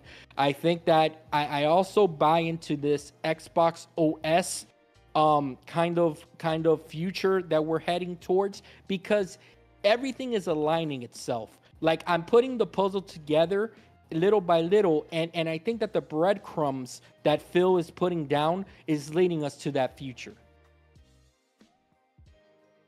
Yeah, all well said. I was just putting a poll into the chat. I want to get you guys' thoughts in that chat. As far as I think that would be a ridiculous price. You think so? Yeah, and I say that because you have to remember, Microsoft sells its hardware at a loss. They do. And so if the ones who are selling their ones at a profit are selling it for between $600 to $800, you would expect Microsoft to come in $100 to $200 less, because they're going to make their money up on the store that you have to use to get the content for it. Right, and Umbra, at a minimum, they're taking 30%. Umbra, let me say one more thing that I want to say. And it's with my own experience. Steam as an ecosystem. And this goes for myself and for the majority, not the majority, but a lot of people that I see when they reference or they talk about Steam. You can have Epic say that they're giving away a game and people still rather buy it on Steam. Yep. That's the power of an ecosystem, right? And I think that that's what Xbox and Phil, that's what they want. They want the power of the ecosystem to be so strong that it doesn't matter if you're gaming on a Lenovo machine, on an Asus ROG Ally. You're always going to have to kind of go through them to get your gaming. I think that that's what they're trying to achieve with this. We're way beyond consoles, guys. So, hey, John, you're fucking spitting. Oh, On fire. I thought he taking the words out of my mouth. No, and the fire. No, and the thing is the last thing I'll say, these thoughts, like I said, I want to credit many individuals. I've sat back, and at first, when I kind of started hearing these rumors, the Latino heat in me started firing up. I'm like, what the hell are they doing? Like, are they crazy? Do they just want to become a third-party publisher? What is going on? But the more that you sit back, the more that you listen, the more that you observe what they're saying, and you really put the puzzle together, this is the only play that makes sense as Microsoft, as the corporation. Stop thinking, like, we need to really stop thinking that Xbox is just like where we were with the Xbox 360, that it was the Xbox 360 versus the PlayStation 3. And even beyond that, the Xbox One versus the PS4, right? Like, we need to start thinking bigger like they are. And they're like, listen, if you're going to game, we want you to game anywhere. But guess what? We're going to get you. We're going to get you with engagement, because you're going to have to go through us, and we're going to monetize you because we're going to get you no matter where you are. If you want to buy the game on PlayStation, we got you. We're going to get you there, and you're going to know who Microsoft is. I think that's the bigger play. Now, I think that is a bit of the bigger play, but that does bring into question how Xbox gamers are going to feel with that bigger play. Yep. That still brings that into question. Now, I want to ask you, Crusader, on that last topic before we move to this final one, because you didn't give your thoughts, I think, yet. But I just kind of interjected on people and told them they were saying true. So with this being the thought, and just to get your thoughts on the poll I just put up, if you all didn't see it in the poll, I'm not sure if you guys can see it because I can't see it on mine. That is a wild price. Now, I think it's kind of crazy, but then at the same time, I don't, because at the same time they're telling us it'll come in at 400. No, and I'll get to it. I'll get to it when I go. So my thinking is this: they're talking about Maybe it's going to be the greatest technical leap that they've ever had. When I hear that, and then I think of the handheld, and I think of the ROGs and things that they're patterning that thought off of from the ROG and the Lenovo. The ROG and the Lenovo are 700 and plus. Right, but they have to make a profit off of that hardware piece straight because they're not sure, but it's also the technology any money on anything else. But it's also the technology inside. It is. Right? It is. So my thinking would be, how do they get that as far as how do they square that up as far as a loss if that handheld is going to be as powerful as those? And I'm assuming, of course, that the handheld would be as powerful. Now I know some people have said, well, they don't have to have it be as powerful. It can just be when you dock it, et cetera, that it will, pick up the specs. Think Series S. Think Series S. Mm-hmm. That's what it'll be, right? The Series S is not as powerful as the Series X. So now there's a problem now, because now remember, one of the things that people were lamented is that they felt the Series S held back the Series X. Do we want a repeat of that as far as technical pushes that we can achieve with the next gen? Or do we want a kind of a flat base across the board? But give me your thoughts fully on that. I think that based on things like custom cores that do custom things, like the tensor cores in NVIDIA's RTX hardware that does the ray tracing but can also do other computational stuff. Like the tensor cores are what's responsible for DLSS. Everyone knows what DLSS is. The super sampling that makes you can render lower resolution and then machine upscales, right? So I think there's more to it than just thinking about like the raw power like we're used to, and then there's more ways to get more raw power out of things. If they can really get an ARM CPU going and get some good conversion APIs that can make software that wasn't designed to run on ARM run really well on it, they can get a lot more performance out of an ARM CPU, which is cheaper to produce than your traditional CPU architecture. It uses far less power, which means that you can put more power through it, because you can basically put as much power as you want through a CPU. It just becomes unstable and it gets very hot. But if you can cool it and you can fix some of those instability problems, you can get a lot more out of it. So I think that when it comes to the cost going up for the technological advancement, you cannot think of it as something that's linear or exponential. It's much harder to plot than that. Much harder. And you look at how much of a technological advancement internally that the Series X is over the Xbox One. That's a massive technological advancement, right? You look at the Xbox 360 over the original Xbox, massive advancement, but price didn't change that drastically. So personally, I'm looking at this, and John was spitting pure fire when he was saying, look at the ecosystem, look at the ecosystem, look at the ecosystem. And let's look at what they tried to do with the ecosystem of right now and kind of go from there. They created the professional console, the Xbox Series X, for the hardcore gamer, right? For the most out there gamer. Then they created the Series S for more budget and maybe secondary use for additional televisions in your house, right? And you buy a game, it works on both, different versions of the game essentially, but they'll work on both. Your saves will go across both. Then you have cloud, where your saves will automatically sync to the cloud and they'll automatically work there. And then with Play Anywhere titles, the same thing's true with your PC, right?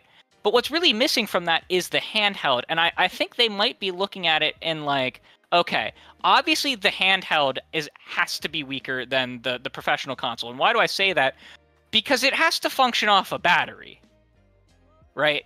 And the one technological thing that no one's able to been overcome in any real industry is making very, very efficient batteries. But see, that goes to the point. Cars. That goes to the point I was mentioning a second ago, where And I feel like they're going to try to do a hybrid where once you plug it back into its base, a la the Switch into its dock. Sure, and I agree with that. Yeah. I don't think it. I still think it's going to be weaker than whatever their professional console counterpart is, just because like the difference in what you can do on a battery versus what you can do with all like rigid components that you can just shove more power through consistently, it's just tremendously different. Were you about to say something, Shane, or? I was just going to chime in and say I think I'm aligned with Crusader on this one, because you got to think as well, like, will the handheld even have a 4K screen? It won't. There's no reason so to. Is it 1080p? Is it 1440p? So you don't need that much power. Yeah. There's. I agree, Crusader, and let me just chime in real fast as a connoisseur of handhelds and different ecosystems that I'm currently living in. I'm diving deep into Android emulation, so I've learned a lot about the ARM side of the house and Android, what they're doing on that side. I've learned also about Linux with my Steam, with my Steam Deck, and obviously with my Windows handhelds. And one thing I can say is that the world where a 4K screen on a handheld, like you said, like you pointed out, number one, it's not needed, and number two, it just wouldn't be efficient, because the battery will literally last you 20 minutes. Yeah. And that's and you're not really getting anything out of that, because a 4K screen at 8 inches or even 10 inches, right? Pause. It's not going to satisfy, you know. And you said satisfy right after that too. Exactly. That's why I said pause before, and that's coming after Valentine's Day. Okay. So the thing is that honestly, that's not what handheld is for. Handheld with a 1080p screen is more than enough. I've even seen some screens that do 1200p and 1440p. It's still more than you need.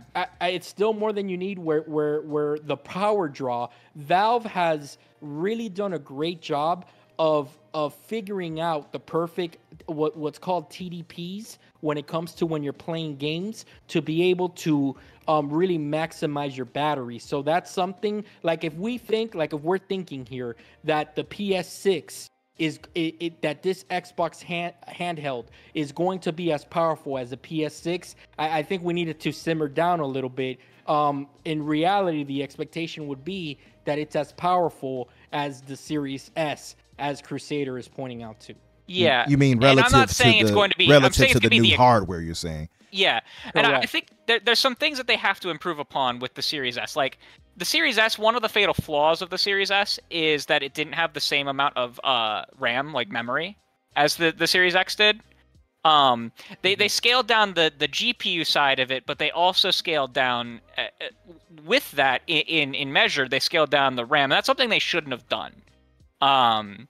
Just because they scaled it down at like the same ratio they scaled the GPU down, but a lot of developers were using that for like streaming lots and lots and lots of assets at once, not just for higher resolutions and things like that. And so a big thing because on consoles, there's no such thing as RAM versus VRAM, right? Where your graphics card on a PC has video RAM versus your regular RAM that you use for that the system itself uses. Mm-hmm. On consoles, they use all RAM in a hybrid configuration, right? So it's shared between graphics computation and regular things. Mm-hmm. And so they really shouldn't have scaled that down on the Series S. And I think that's something that even if there's an equivalent of the Series S just raw for the next generation, they won't make that mistake twice. Because that's something they genuinely learned this generation. So, that being said, I think that they do make a handheld next generation, and I think it falls into the Series S slot, because you look at the cheapest version of like the Steam Deck, which is the only real equivalent to what a console version would be, because Valve also sells their hardware at almost a break-even point. because they make their money on the sales on Steam. Software, right? Correct. And I believe the cheapest version of the Steam Deck comes in at $350. I think right now, right. Yeah, right I believe now, that's the price. And so I could see the more powerful, 3-4 years from now, handheld console from Microsoft coming in at like $400, $450, and the more professional one coming in at $600. What if they offered tiered console handheld options? One at $350, like you said, or net. They could, and that would be more about what kind of memory you get in it. I would think like how many like terabytes of space you get in it, things like that.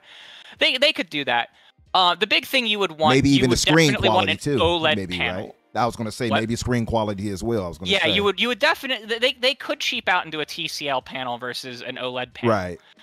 You would have want OLED from the start. Yeah, you would definitely want an OLED screen. OLED is just so much prettier. Yes. It is. So it uses so much less power. And the OLED also gives you it buys you time, because when I upgraded from the regular Switch to the Switch OLED, let me tell you, the Switch OLED is a nice upgrade that has bought that console more time for the Switch 2 to come out. Sure. And the thing that I will say with what Crusader's saying real fast is that we also have to think about this.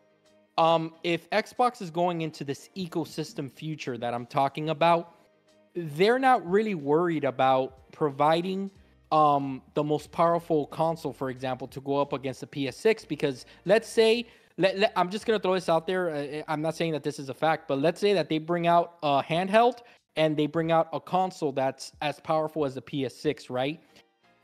Because that rumor, we did hear that on Primetime Gaming, I think last week or the week before, that they're working on 2 consoles at the same time here.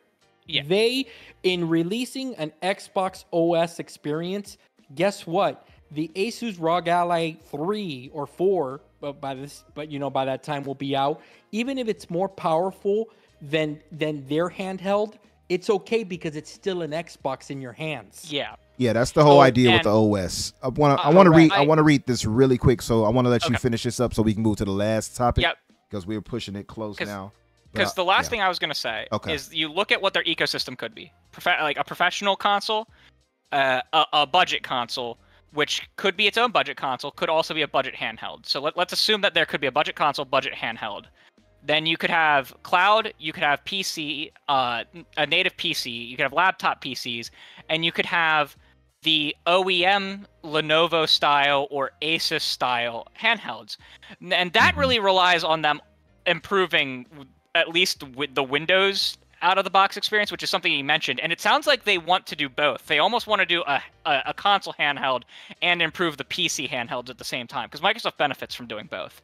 Xbox benefits from doing both, because you can get Game Pass on Windows handheld. True. Umbra, I just want to stamp this is, and I'm sorry, Crusader. I just want to say this because I want to make sure I get this out before we change subjects. The race right now, if you want to think of console wars that I'm thinking in my head, because again, I'm programmed that way. It's right now, what's happening behind the scenes is called the OS wars. The OS wars or the ecosystem wars. You could call it, you could almost, Exactly, because begun, the OS wars have begun. I'm sorry, I messed that up. I'm sorry. Damn it, the competitor in me wants competition. Okay, so the thing is that I think that Xbox and Phil and Microsoft, they recognize that Steam is encroaching in their future. So they need to move fast, because if Steam OS becomes the standard, they're in trouble. And that hurts the Windows brand too. But the very last thing I want to say is, you release a expensive Series X style console and a budget handheld that's the style of the Series S, you can make a dumb motherfucker like me buy both and become more entrenched in your ecosystem. I didn't buy a Series S because I don't have a need for it. But, like, you do the same thing and you have the equivalent of the Series S be a dockable handheld. You make a motherfucker like me purchase it, both of them, and be totally entrenched in your ecosystem, because I can play Halo on my Xbox, then when I have to go out on site somewhere to sit somewhere and wait 2 hours for another tech to get there to fix some server somewhere, well, guess what? I'm playing Halo on my handheld too, right? It's the brilliant move, because if you make the handheld cheaper than the regular one, you convince me to spend $800, $900 on your ecosystem. Well, guess what? I'm now permanently stuck there. And that's the thing. If they can get their pricing right, I would possibly buy both versions of the SKU, like the exactly obviously the hardcore and the handheld. So I agree with that. There's only, unless you want to fit multiple TVs, would you get a Series X and a Series S. Or you have multiple people in the household and you want to be able to have them all play at once. Yep. But you could sell 2 consoles to one person if you do the handheld and the dedicated. And that person now will probably buy more software in your ecosystem, because it doesn't matter if it's third party or first party. That game is now going with people on the go or on their big screen at home. Particularly as long as they can keep those games native on it. Nobody wants to cloud. I agree. No one wants to stream. No one wants to stream. Now, I will say, if they extend the life of it, and like the generation after, you can still stream stuff on it, kind of like the Xbox One does right now. Right. That's a great move. You're saying forward compatibility. Yeah, just like it keeps forward working with stuff through like streaming and stuff like that. That's cool too. So I want to read this super chat, then I'll go to the last question of the day. We'll kind of keep it succinct so I can get you guys out of here. Dub sends a generous $5 super chat. He says, y'all think eventually there will be no exclusives on the Xbox, or that there will be timed, or will Game Pass be the thing that sells hardware? What are you guys' thoughts to that question? I'll tackle it first. I think that it will be timed, because I think that they understand the importance of providing their consumer base something. But it's going to be timed. You can expect maybe a year, 6 months. What that window is, I don't know, but I think that it will be timed. Okay. Timed for me. Unless we're talking 30 plus years in the future, where consoles are local hardware is obsolete, then up until that point, everything's timed at the bare minimum. I think there will still be some for at least the next generation that are hard exclusive. Okay. What about you, Crusader? What are you thinking? Can you repeat the question for me? Let me go back to it 1 second. I apologize. No, you're all right. He says, do you all think eventually there will be no exclusives on the Xbox? Because that's what Phil kind of said, that he think there will be less focus on those mattering. So I think that's why he asked that. Do you think there will be no exclusives on the Xbox, or that they will be timed? And I kind of do think some time things might happen I think they might pull some funky stuff at some point. I think we're slowly going to move from things are exclusive to things are timed to things are just multi-platform. And I think that's going to be something that generally happens across the industry as a whole. Yeah. Like, we see Square Enix being like, we can't make these exclusivity deals anymore. They are hurting us. Yep. You see PlayStation coming out and basically going, we really have to leverage PC more, because it there's only so many ways you can grow in so many directions. And I think eventually it's very smart to separate software from hardware. Microsoft did that with Office way back in the early 2000s. They separated Office from being a Windows thing to, you can just get Microsoft Word in any web browser. Yep. Right? Like, it's kind of an anomaly in software for gaming to be like this. And it's because of how hardware had to be sold for the longest time. Right? Whereas OSs are kind of separate from the hardware unless you're Apple. Right?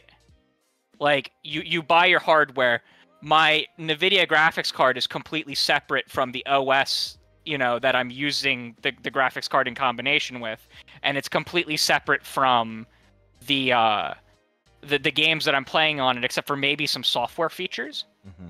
And I think that's where we move towards, and how long does that take? 10, 15, 20 years? Who knows? But I think we gradually move in that direction for everyone. Nintendo will be the last man standing. Okay. Xbox will move the fastest. PlayStation will be in the middle. And Nintendo will be the last man standing. But it really makes more sense to do it that way.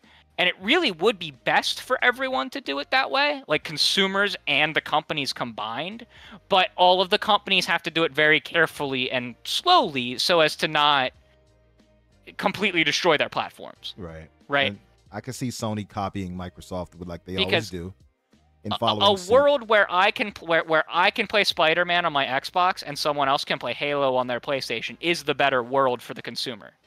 I can pick where I'm comfortable. I can play where I'm comfortable. It is the utopia. But you need all parties involved to fucking do that. I do think from a console war perspective, Totoki kind of did help out with that. He did. Yesterday. 100%. Sony made me more comfortable with Xbox's moves than Xbox did. Yep. Because he basically said, like, look, our margins aren't great. We need to expand to more platforms. And the games as a service from them are probably going to come to Xbox and stuff like that. They're going to see Marathon do well, and everything else is going to slowly come. Yeah, I think it's a foregone conclusion already as far as service. Go ahead, don't know about. I'm sorry, Umbra, but Crusader, that I don't agree with. Games as a service? You don't think their games as a service will slowly come over? Service will. I don't think that you will ever see, unless there is a dire need, any PlayStation or Nintendo game go to an Xbox console. Now, well, some already are. They already. I mean, Marathon literally is going to. It is announced. Let me elaborate a little bit. Now, keep in mind, we got the time. We got to kind of. Yeah. So, just real fast, the MLB The Show and Marathon have ties with that. It was outside of PlayStation's control. Well, PlayStation bought Bungie with those terms. They could have just not bought them. No, understood. And MLB, I agree. I agree. That's why I didn't mention it. But let's also remember that Bungie was kind of a desperation buy. Okay, so with that said, the reason I say that is because I do think that both Nintendo and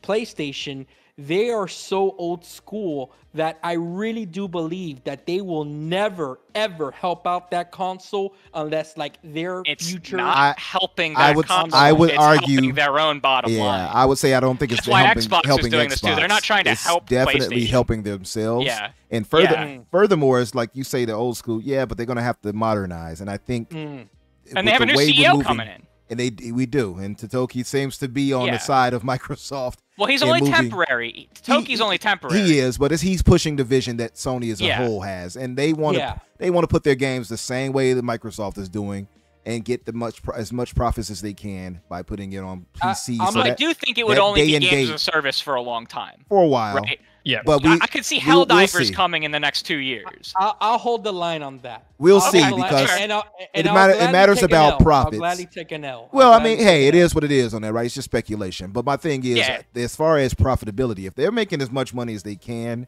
and they're seeing some of that success already with Helldivers too, they're going to go that direction. And we already know about how the industry is hurting as far as money and all these other things, and how unsustainable, there goes that word again, things have been on the AAA front. So I can see them pushing faster to put those games on PC. If Marathon shows them that, at least in the games as a service segment, that freely doing it and controlling 100% of it and being the publisher makes them more money than damages their console brand, they will slowly do it with the games as a service. And then they will slowly do the small things like Microsoft. They're just going to be much slower about it because they're just getting to PC now, right? But no one ever thought they would go to PC. No one ever thought Xbox would. A lot of our Who brothers told us they would never happen, didn't they? It's something. They're just going to be much more slower about it. And major things may never come. You're right. Spider-Man will probably never come. God of War will probably never come. But I do think that the games as a service, you're definitely going to see those become ubiquitous across everyone. I think because Crusader, I'll go as far as to say Spider-Man and those will happen, and I think not because of Sony, I'm saying maybe, but because of Disney. I agree more with you. Yeah. But you look at you have to look at with the games as a service. Is it better to get a larger audience or to use it as a bargaining chip for your console? Sony has quite a few bargaining chips for their console that are very valuable. Like Spider-Man is hot, right? And so right now, it's like, is this game going to be better to push our console? Or is this game better to just make a fuck ton of money for us in every way it can? And I think you're going to slowly see more software turn into, let's make a ton of money with this, and then we'll differentiate our console in another way. So let me get to the last topic here. First-party games and Game Pass. So one of the things that were talked about that a lot of people have been asking for a long time is ABK games. Where the hell are they? Now, one of the things they did reinstate here that mattered a lot to us too was, are first-party games going to remain day and date in Game Pass? They said it was. So that was major. And they said all first party too. All first party. They said all first party. But that brings the question up. I still think Call of Duty will this year. See, you're with me on that, and and I think so. I'll address it to you guys, and then I'll go to you first, Shane, and then Crusader, then John ended with you. ABK games will be coming to I'm reading a blurb, so they put AVB. I hate that they did that, but ABK games are coming to Game Pass. Diablo 4 comes March 28th. We have 34 million subs confirmed now for Game Pass. And let me read this. Microsoft's Xbox Game Pass service now has 34 million subscribers. That's up 36% from the 25 million Microsoft previously reported more than 2 years ago. Microsoft revealed that the new 34 million figure is an official Xbox on their podcast today, on official Xbox podcast. As part of an announcement, that some exclusives are coming to the PS5 and Nintendo Switch. It's the first time Microsoft has disclosed fresh Xbox Game Pass subscriber numbers since announcing its Activision Blizzard acquisition in January 2022. Microsoft Gaming CEO Phil Spencer previously admitted he had been seeing growth slow on Xbox Game Pass for consoles. So now they're saying we're seeing incredible growth on PC. On console, I've seen growth slow down, mainly because at some point you've reached everybody on console that wants to subscribe, which I think we can all agree. Now, this is the thing. They had a goal of 100 million, as it's showing right here. I don't know if they'll necessarily get to that unless they start putting Call of Duty and such like that into the service day and date. And that goes to the question at hand. Shane, with this new number and us having this revelation of them hitting 34, which they kind of nonchalantly kind of threw out there. Sarah threw it out there kind of nonchalantly as she addressed things. What are your thoughts on them hitting that plateau, or is it a plateau, better yet? And do you think that they can hit 100 million subscribers by 2027 they wanted to hit it by, guys? I think 2030. 2030. Do you think they can hit that without games like Call of Duty and the next Diablo, for instance, landing day and date in the service? I don't think they're going to hit it by 2030. That's a stupid amount of growth. You're talking about what, 66 million subscribers in. That's close to more than 10 million a year. Yeah, it would be insane. And that hasn't happened since they first started introducing first-party games. So they would have to have a flawless run of exclusives, Call of Duty on top of its game, and the console sales to go along with it. Because let's be honest, they're not going to get 66 million subscribers from cloud and PC. That's not going to happen. And I don't see their console business growing that quickly to make up 100 million subscribers in that time frame. I think it's going to get better. I think it's important to note that 34 million subscribers includes Game Pass Core as well. So how many of those 34 million are actually subscribed to to console and PC Game Pass or Game Pass Ultimate, and actually have access to day one titles? Where we're not sure. My guess is it hasn't gone past or much past 25 million, if at all. So look, I think they've still got a lot of work to do to get this number even to 50 million in the next couple of years. But this is the importance of why we spoke about, differentiating hardware and where they reach their consumers, is that they need a way to grow this number, and then they know they can't just do it targeting the same old console user base that they have been for the past 4 generations. So I don't think they're going to hit 100 million by 2030. I think they'll try. There's rumors of them exploring a version of Game Pass with ads that's cheaper. So that could help, particularly with cloud customers, if they want to lower that barrier to entry in terms of price, and maybe target people just to download the Xbox Game Pass app on your TV and play that way for $10 a month or even less. I think they've got a hard road ahead of them to get to 100 million. No, I agree with you 100%. That 100 million is out the window. But let me ask you, and this is a question I'm sure all of us thought, and Crusader and me, I think, are on the same page. Do you think the next Call of Duty, I can't believe it's Gulf War, am I right, Crusader? Yeah, it's most likely Call of Duty Black Ops Gulf War. So do you think that'll be launching day and date into the service? And if so, or not, give us your reason why, Shane. My first question is, and I think we got the answer to this last year, but I don't recall. Do we know when the marketing arrangement with PlayStation is up? Is that this year or last year? It is unclear. I thought it was last year, but is it still unclear? We thought it was over last year, but Microsoft in court alluded to Call of Duty can't enter Game Pass until 2025. That's what I recall hearing. There was very mixed messaging, and at the time it was reported, people were like, "What the fuck's going on?" and everyone declined to comment. So we have no idea. I don't think it will this year.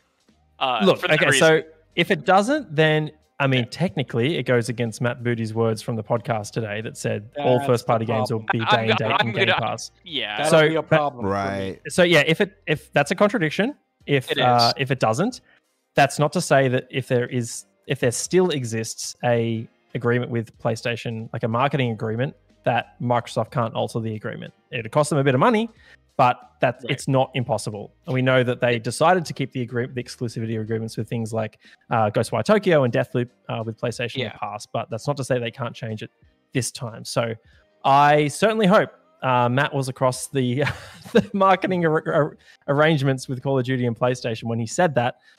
Look, otherwise, if there's no marketing agreement, then 100% Call of Duty in Game Pass. Okay. And listen, if they come out and say, like, listen,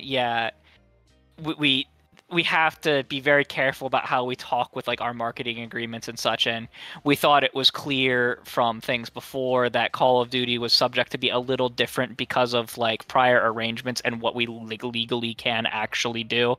I would give them that one as okay, fine, that's whatever, as long as they outright say like in the there will be future Call of Duties that launch day one into Game Pass, right? That's where it's like, you legally can't do this. Like, because that's a lot different than actively choosing to not do it. You know what I mean? Because that was the fear. That was the fear. I still have a thought. I still have a thought that even once that's clear, that they're not hindered by any contractual obligations, I still feel like they would rather double dip in a sense and get the pay up front as well as put it on the service. They better not. Bro, I'll tear them a fucking new one if they don't. Yeah. Because they were quite clear that first party hits Game Pass day one. Exactly. It was the clearest motherfucking thing they've said in years. It's one thing for me to call myself a pay pig, and it's another thing for a company to tell me that directly. You're a pay pig, and we're gonna do this because we know that you're gonna pay. That wouldn't go over too well with the community. And the thing about it too is that on the podcast and on their blog, our games, it's highlighted, our games will come to Game Pass day one. There is no exclamation, there is no asterisk here that says except Call of Duty. So I'm holding them to that. We need Call of Duty in Game Pass day one. Yeah, and like I said, if they come out and say like, due to contractual obligations, we legally cannot do it this year, fine. Like, I understand. Livable. Yeah. Livable. Was something I was expecting to happen anyways. Like, it's you know, it is the great everything had to be negotiated for that motherfucker. So like, yeah. I also think that they can't weaponize that right now. They're being very careful with how they even mention Call of Duty. They're kind of pretending that Call of Duty doesn't exist at the moment. Because they don't want to say, hey, guess what, everyone? Call of Duty's coming this fall. You know, right now, while the FTC basically has binoculars on everything that they do. Like when Phil goes to lunch, there's a van following him around. I mean, I hear you on that, but at the same time, like they've made it clear that those games are coming to the service already to the FTC. Yeah, but I just don't think that they want to put such a microscope on it that the FTC can then later say, you see, you're doing what we said you were, you're weaponizing Call of Duty, and now you're using it as an advantage. I think that they're trying to navigate those waters very carefully. Can I make a prediction? Make your prediction. Let's see. They're going to announce the next Call of Duty at the Xbox show this summer, and it's going to be the first time you ever see at an Xbox show that the words PlayStation are actually advertised under the name of the thing. It could be. Because they're straight up never going to release a trailer for Call of Duty. But you know what it'll say? Eyes are on them that only says Xbox. But you know they're also probably never going to release one that only says PlayStation. Right. But you know what it will say? It will say Game Pass on it. And it better say it. If they legally can. Yeah. Right. Yeah. So let let me jump real fast in because I got to go, guys. Unfortunately, I have a hard cut off here. Well, this is the end anyway, John. So I want you to go ahead and state that and then sign out for us. Sure. Thank you so much. Umbra, I want to talk about the 100 million. And I have a different view that they are going to get to that number. And I'm going to tell you why. I think that we need to take a look at the landscape of gaming as a whole. And don't look at it just PlayStation, Nintendo, and Xbox. Think of Apple. Think of Google. Think of all of these other players. Apple right now, how many subscribers do they have to their little gaming service that they have on their ecosystem? They have a shitload, right? If Xbox, they were pushing for this ABK deal for various reasons for their business. I think one of those main pillars that they kept on saying, it's for mobile. I think that their plan is to get the bulk and the majority of their subscribers through the mobile space. How is that going to be? Maybe it's a $4.99 tier, a $3.99 tier that gives you perks with Candy Crush, Call of Duty Mobile coming out, Warzone, whatever it could be, right? I think that that's where the bulk of those Game Pass subscribers are going to come in from, and that's a different landscape than we're even seeing right now. But I do think that the mobile space is where they're going to capture, and they're going to propel to that 100 million number. Okay. All right. Well, that sounds good, brother. I like all of that. Now, since you have to go, and we might as well sign this out, I'm gonna ask this last question since Dub asked it in the chat. He said, I'm trying to figure out how to word this, but with games remaining day and date, do you think that when games do go multiplat, they will make Game Pass and the hardware more valuable? I would say yes, they'll make it more valuable because you get it day and date into the service without having to pay 70 or whatever, the ridiculous price they're going to raise prices of games to, probably 80 to 100 coming soon, thanks to PlayStation, and the rise of AAA costs. So I would say, yes, to answer that myself, I think, yeah, absolutely. Game Pass is going to become much more enticing for people the bigger the IP they put on it. Once Call of Duty finally lands on it, it's undeniable how much of a pull I think that is, as long as Microsoft gets out of their own way and advertises their stuff correctly. So I think everybody can kind of agree to that. So, John, could you tell the good people where they can find you and what you'll be up to soon? Yeah, thanks, Umbra, again for the opportunity. And guys, it was great having a chat with everyone here on the panel. I think everyone has amazing points of view of the industry, and I really enjoyed having this conversation. I'll take this conversation back and really digest it, and I believe that I'll learn something from it. And I just want to say, me and Kay Asante, I'm sure that your community knows him real well. We have a show every Monday at 7 p.m. Eastern called The Gamers Playground, where we focus more on tech talk. That can mean PC. It can mean PC gaming, handhelds. One day we're talking about controllers that we have in our collection. It's more of a, hey, come on over, and it's just like if you walk into a GameStop and you guys are just having a conversation, right? That type of podcast that we like to run on Monday nights. Pass by, guys, say hello. It's been a pleasure. Umbra, thank you so much for the opportunity. I always like to thank people whenever they invite me on their podcast, because number one, you guys work really hard on these shows, and you want to put on good shows, and I appreciate that you want to invite someone like me to give my insights, and I really do appreciate that. And peace, everyone. Thank you so much, man. I hope that you guys can take back this information, and let's keep the dialogue going, guys. I like to hear.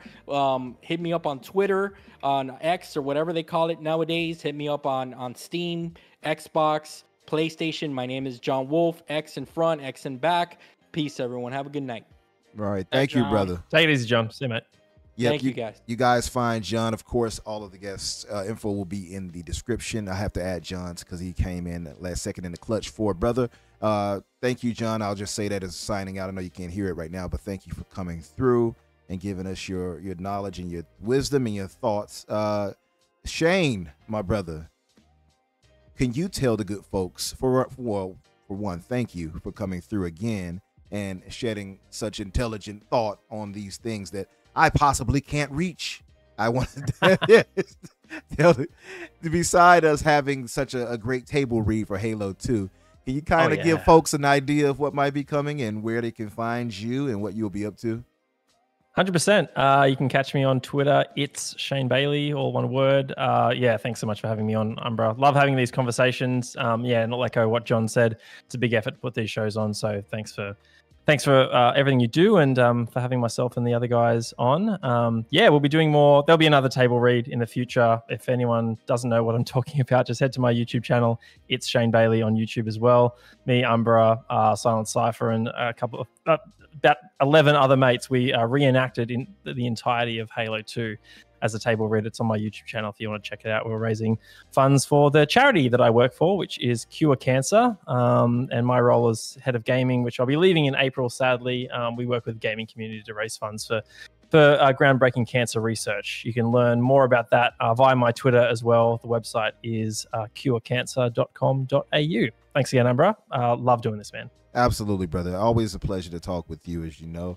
And you're doing what you do for such a great cause. I was glad that we could do as much as we did. I thought we were going to do way less, but I was surprised by what we brought in. I was very pleased with that. So I was happy that we could add to such a great cause. And I mean, you being a great man that you are, you guys doing what you do, it's very worthwhile. If you guys could please go and add to that, to such a great research and fund by going to his on Twitter, and as far as this webpage here to check out that table read. And Crusader, my brother, my ES brother, as we would say, tell the good folks where you will be and what you will be up to. And thank you, by the way, for coming through and gracing us with such class and knowledge. Oh yeah, I love coming on. You can find my loud verbose ass on X or Twitter. Or actually, it's Twitter. It's Twitter. It's not X. Fuck X. At Crusader3456. That's also my gamer tag and my PSN profile if you want to hit me up on there. And yeah, you can find me. We will be having a podcast on Sunday night, TXR podcast, here on YouTube, where we'll be covering, the same kind of topics that we covered today. That should be really fun. It's at 9 p.m. Eastern Standard Time, so about an hour after this show is start, but on Sunday instead of Thursday. Nice. And yeah, thanks for having me on. I love coming on this show because I can be really loud. Yeah, hey, listen, it's all right. I'm loud at times. It's okay. Nothing wrong with that. I think the bigger point is that you get off more important debates or arguments, or you make your case to why you see things the way you see it, and I think that matters more. So yeah. I'm like an ant in Lord of the Rings, right? Something's not worth saying unless it takes a long time to fucking say. Yeah, absolutely. But yeah, thank you guys in the chat. If you have not done so yet, please hit the like button before you go. And if you feel so inclined and you haven't done so yet, subscribe to the channel. We would appreciate it. Definitely want to continue to grow and go from there. If for myself, you can find me on Twitter, Twitter X, Infinite Umbra or Umbra Infinite. You'll find me either way. Of course, on Boom's podcast, The Xbox Factor, on Tuesdays at 12 o'clock Eastern. My show here, The Fix, with myself and Daniel McGee, to be more clear, Thursdays at 8 o'clock Eastern. And tomorrow, you'll find me with Risk It for the Biscuit, that blue number, and a rotation of guests for now, or at 7 o'clock Eastern. So come by there and show us love tomorrow as well. Obviously, we'll be covering this and possibly the PlayStation's we kind of covered it tonight, the PlayStation news a little bit. Maybe we might go more in depth, or at least I will tomorrow about that. And yeah, and thank you guys for coming through. We're going to get out of here. I hope you guys have a good night and weekend. Later, guys.